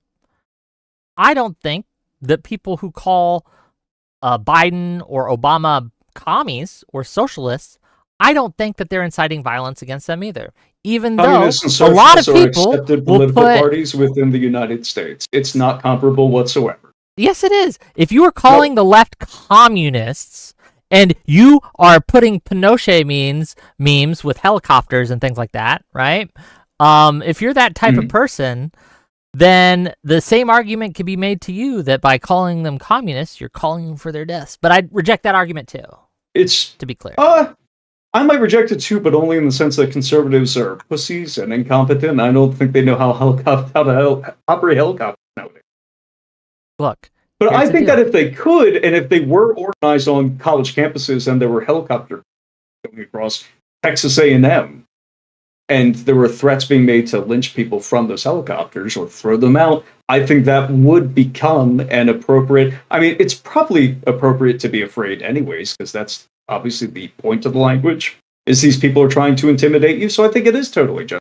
Nair Stalked is saying, bro can't lift more than 20 pounds. I know he isn't calling others a pussy. That's to you, brother. But, no, okay. Look, at the end of the day, here's the deal. Oh, this is the person who was really upset about me talking about fat people in Discord. Was he? Yeah, he was very upset. Read my Discord. And to be clear, I was talking about fat women specifically, so there's no need to get so... Listen, my big boys... Fat women? Oh, so it wasn't people at all. Okay, we're good. I didn't say not people. They're definitely, a chatbot couldn't be that annoying. Look, um, Originally came on to talk about free speech. What are the problems that we have in America, right? That we have with our discourse is this idea that we are going to paint whatever the enemy is doing, whatever the other side is doing, whatever our political opponents are doing, right? Whatever you want to call them, in the worst light possible. And we do this across the board. The left does this, the right does this, the center does this, everyone does this. I do it to an extent. I try not right to. Bans people from platforms, prevents them from speaking, debanks them, cuts them off from economic opportunity and access. And one of the main reasons why we have such a wonderful society to begin with, it's just total bullshit. This both sides thing is not going to work. That's why I came on to talk to you. Hold on. That's why debanking, it's when you cut off merchant accounts. Have you been debanked? Match. Buddy, is that the argument you want to go with? I'm just asking because debanking is something that's I don't have very, access very to Patreon. rare in America. No, it's not. Personally, absolutely not. Okay. And it applies to payment platforms, things like Patreon alternatives that affect much more than just the person who actually owns it. I'm It's trying to the think guy of, who owns Patreon. I'm trying to think of who's been debanked. New Project 2. Nick Fuentes has been debanked. Who else? Is this the argument you want to go with? No, I'm just trying to like, if we want to say it's a problem, okay, let's look at the scale of the problem. I don't disagree maybe that it is, but let's look at the scale. Are we talking about 10 people? Are we talking about 100? Are we talking about 1,000? Are we talking about 1,000,000? We're probably talking about 100 people, let's say between 100 and 1,000, who own the payment platforms themselves or are otherwise tied to payment platforms. No, I'm not talking about who owns it. I'm talking about who has been debanked. I'm saying, for the sake of argument, let's cap it at most 1,000. Okay. Right? Yeah. But the people who were getting debanked were trying to develop things like, for instance, alternatives to Patreon, alternatives to PayPal.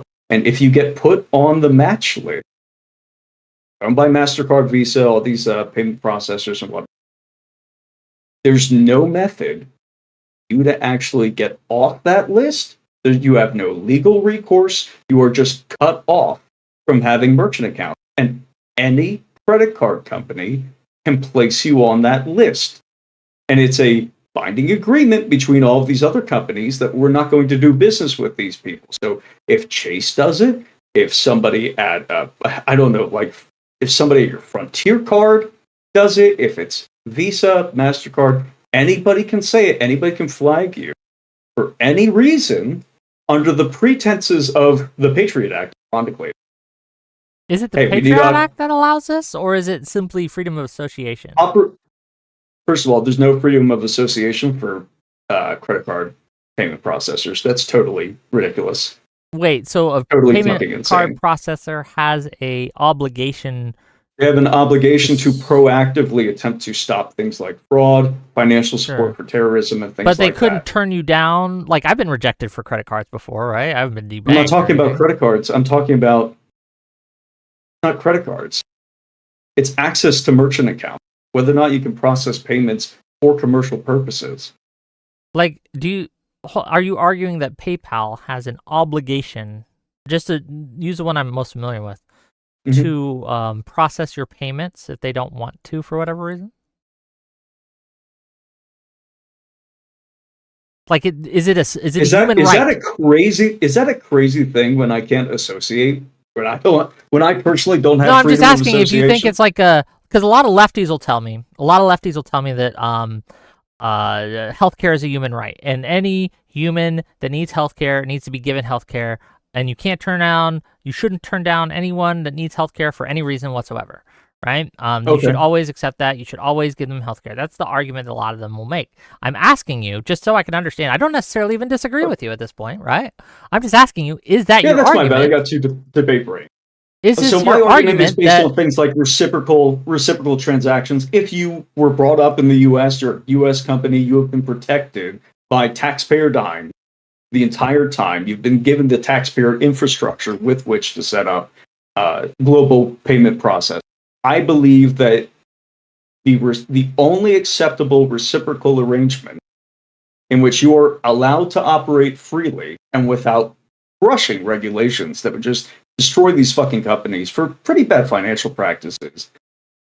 Deny and getting rid of their FDIC backing, all the taking back money for all their bailouts and such. The only way they can be permitted to continue to exist is if we have an understanding that, yes, you have some obligation to the taxpayers back, like processing their payments. In effect, you're a public utility. You are operating as a public utility. You have been set up and protected the same way that modern public utilities are. Okay. So you gotta be public. So do you?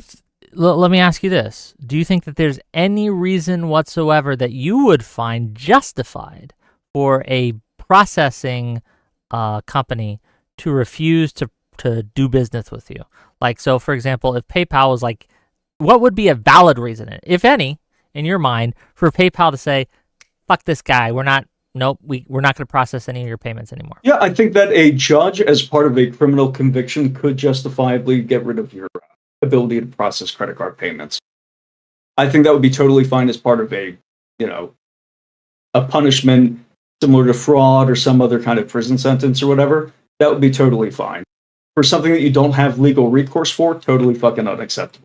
Okay, Jebtan's saying that you're misrepresenting what debanking is, and I'm curious what his argument is. Debanking separately, but the match list specifically isn't like a political debanking list. It's it can sometimes be used like that, but I mean, did I make that claim, or did I just say that? I mean, you're kind of making the claim. There's a list that anybody can place you on to cut you off from credit card processing, and for which you have no legal recourse to do so. Is it confusing to you that might be used for political processes? It's not. I just need an answer on that. Well, hold on. You came in hot, buddy. I just need an answer on that real quick. I came in like literally 32 degrees Fahrenheit. Cool. I didn't come in hot at all. I'm just saying you're misrepresenting. So not anyone can put you on the match list. Okay. And the match list doesn't always completely bar you from credit card processing, depending on the reason code. There's limited recourse for sure. But the primary function of it is to avoid fraud and high-risk businesses. So high chargeback rates, fraud convictions, PCI or DSS non-compliance for data security. Like, when you're making the argument that they shouldn't have the right to do this unless there's like a fraud conviction that you have legal recourse for, it's just, we are really breaching on freedom of association, because credit card processing is one of like many very common payment options. And while credit card processing does increase your market for sure, it's not a necessity to run a business. You can still use ACH, e-check, crypto. Cash. That's totally fine. Yeah, and the match list, while it can be kind of annoying, not even for political reasons, but a lot of times, like high volume or high chargeback rates for like a pretty short period of time can land you on there. I'm not saying it's perfect. But the idea that debanking is evil largely, just from your description so far. I mean, it's not evil. Like, it's just hold on. The reasons that you gave were like, hey, depending on the code, it's often things that are criminal, and then you listed out a bunch of criminal activities specifically. No. Only two of like the 13 reason codes are criminal. The rest are like, you have high chargeback rates or high fraud rates, which isn't you committing fraud, right? It's other people committing fraud with you as a merchant. There's PCI DSS non-compliance, which is just a security standard for data security. It's not illegal, but it is finable. Like, there's a lot of reasons that have no legal recourse. So in effect, it is kind of, if you could receive a fine for it, that's seems like it's connected to the legal system writ large. Just seems like word cell bullshit that we're bringing up here. I don't know. Well, no, because in those instances for PCI, all they do is they say if you're on the match list for PCI DSS non-compliance and you become compliant, that is one of the few reasons that you can get off the match list within the 5-year waiting period. But like high chargeback fraud, huh?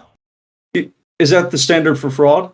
A fraud conviction, if you were, I would imagine, yeah. If you it doesn't have to be a fraud conviction, because they don't have to convict you to put you on the list for that reason.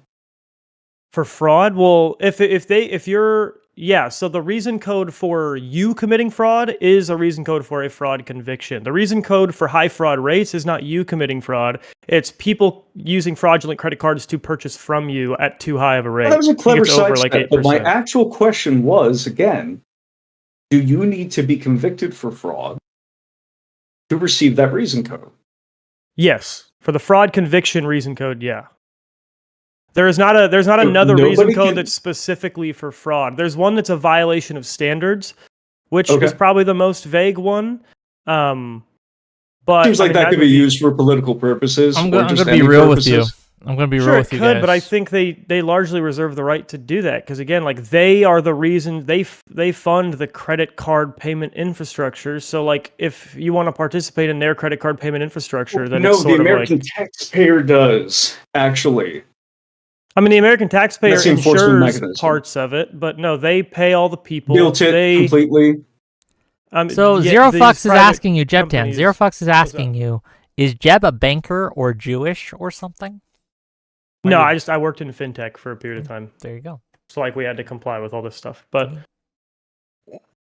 So people operating as I'm going to be, and again, just to let everyone know, I don't know enough about banking and credit card processing to really have a good conversation at this point in time on this subject. I just don't know. I would love to set something up on this at some time later. I think it'd be pretty entertaining. No, yeah, I just wanted to clarify, like, there's really good reasons for the match list to exist. I am with him on like the political debanking being a problem when it arises. I just think it is a lot rarer than people make it out to be, and that we shouldn't be stripping these businesses' ability to use the match list. multi-billion-dollar companies. It's really, they're not the only ones it affects. It's a consumer protection mechanism too. But it's not protecting consumers because it's getting rid of things because it's been turned against things like firearms. Things like, so I'm a consumer, I like firearms. It's not protecting me by getting rid of firearms and saying we're not going to process payments for firearms. Or not safe for work games on Steam or itch.io. Which is why it came back into the public consciousness. Thank God, finally. But people who firearms manufacturers aren't debanked because of the match list. It's because traditional payment processors just don't want the reputational risk. Okay. Like they're not largely landed on the match list. They're largely just excluded by traditional payment processors. But there's an entire industry of high-risk payment processors. Specifically, we're not going to do that. Yeah, but there's an entire industry of high-risk payment processors that'll serve gun sellers just fine. That's why there's so many of them, and they accept credit cards, and it works out pretty frequently unless they have one of the other match list reason code things that keeps them from doing it. Didn't work out for Parler, didn't work out for Hatreon, DLive, didn't work out for New Project 2, which were, again, suspended for that vague reason.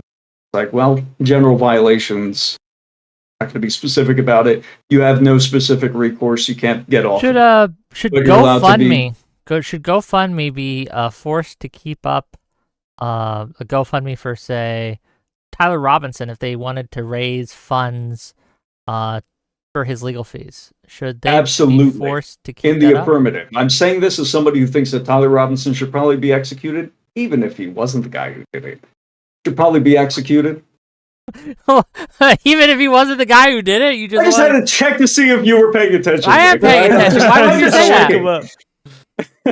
Because he's a furry or something? I don't know. I didn't want to like go too hard. This is still, Ash's calling, so I can hop off. But I just wanted to give some clarity as to like maybe we don't hit the match list as a whole, but like 100% support Ash's point that political debanking is something we probably should like proactively regulate. Okay. Agree. I'm sorry for going at you so hard when you first came. I got all debate. Bye-bye. That's my Usually when someone jumps in, it is like a top rope situation, so I get it. Okay. Is there anything else you'd like to say? Yes. So briefly, the original thing I came on for was just if you had to come up with a peace treaty on free speech. God, these liberals that I'm sorry, lefties have been annihilating free speech. It doesn't exist in America anymore. We don't have freedom of association writ large. It only exists for people to engage in political discrimination. So with that in mind... I reject your premise, frankly. Okay, so the debanking didn't happen. America is one of the few places that still has, at least mostly, freedom of speech. No, because they were deplatformed from the public consciousness, from the public square. Well, they're bringing being brought back, and there are other public squares. What do you mean? So, okay, so you admit that yes, it was taken away. Of course, I admit that some people were deplatformed. Obviously, that has happened. And it's being brought back at the point of a gun. I'm asking you now, if you were to hopefully involve less guns in this situation. What gun is being held to YouTube right now? The federal government. They're not forcing them to do this. At least I've seen no evidence that they're forcing them to do this. Oh boy, man! Apply that to the Jimmy Kimmel thing, and that seems just totally insane. Hold on, no. What have they said? What has the FCC said to Google? It's a House oversight community that's looking at that's investigating Google and saying, hey, maybe we're going to look into you, see if you've been doing any illegal activity. Show me. I might change my stance on this if you can show me the threats. But there's a huge threat that we all saw from the the head of the FCC, saying we could. I don't think it needs to be explicit. I think if the House is investigating you or setting up a Senate committee for you, or if there's a Senate committee hearing your platform, then that's an implicit threat of regulation or fines or whatever have you. If they had opened up, for instance, if the House committee had been opened up on ABC. Okay. For disinformation on the Jimmy Kimmel show, that would be a threat to the Jimmy Kimmel show, right? Not necessarily. I mean, come on. The reason that made it a threat. We can theory craft and imagine a situation where it's not, but come on. Hold on. The reason that the reason that it would be seen as a threat is because what the FCC said that it was a threat, right? They came out and said that this is what we're going to do. If you don't do X, we will do Y. Without that, there could be getting it investigated. It could be neutral. I think that's threatening by nature from the federal government. Here's the point deal, being, point being, how would you set up the free speech treaty that said that maybe took some responsibility? I would get rid of the FCC first of all. Okay. Ooh, good start. I would get rid of the federal government's ability to pressure and censor. I would make it explicitly illegal to jawbone social media companies and such as Google, such as Twitter, such as whatever, right? I would make it explicitly illegal to put any kind of coercive pressure on these things. It's already illegal in a lot of cases, right? But I would broaden that and make that more set in stone, so there's less weaseling in and out of that. I would also we have to do something about the culture too, because it's not just the government that's the problem here. There is a free speech cultural crisis that we are in. Both sides think that the other side is out to get them, and they have to try to censor the other side because the other side censored them first, blah, blah, blah, right? And so we have to find a way to make that unacceptable socially. That if I wanted to try to get you deplatformed or call your employer because you said a bad thing that I don't like, that should be seen and treated with scorn in the public eye. It's not. Be treated as a threat to your life. No, it's not a threat to your life, but it should be treated with It's scorn. pretty close. But I like that. You should get on that. I'm not joking. I'm not being sarcastic or anything like that. No one wants to elect You should put out put on an effort post, put on a long form thing, say, hey, this is, if lefties do this, if they take responsibility for these things, and we get rid of these levers, let's do kind of nuclear disarmament. We're both going to put down the nuclear football. We're going to get rid of the nuclear football. And we'll have maybe some terms for what happens if either of us. Why are there strobe lights sometimes on your shirt? Every once in a while, your shirt strobe lights. Yeah, I think it's because of the video on there. I have a laptop in front of me as well. Oh, so I use that to listen to the show. All I said, it's like you're being fed your secret messages through Morse code by flashes through Helldive. Because you fucking fascists keep abusing me. Oh, you're playing video games. Okay. Well, thank you for calling in, brother. See you later, buddy. Yeah, I don't know about debanking stuff, obviously. It's funny, though. So you guys know Non-Smoker? You guys remember him? We should have him on again at some point. Non-Smoker, the first conversation I had with him, a one-on-one conversation, I mean, was him accusing me of getting him debanked. Because apparently PayPal shut his account down, or he lost access to it. I forget the details. It's on my YouTube though. You can go check. It was one of my few edited VODs. He came on and he said it was me who did it. That I sent my little wickers after him and got him deplatformed and debanked from PayPal. It was a crazy conversation. And that's why I like I don't know. It was weird. Such a weird thing, because I had no idea that was even a thing. But yeah. Any more callers, or are we done for tonight, gang? I don't know. It's been a weird day. Kind of low energy. I apologize for that. If you've enjoyed the content though, okay, hit that like button, hit that subscribe button. If you're watching this on Twitch, hit that follow button. Give me your Prime sub, all that, right? Send some super chats, reward me, okay?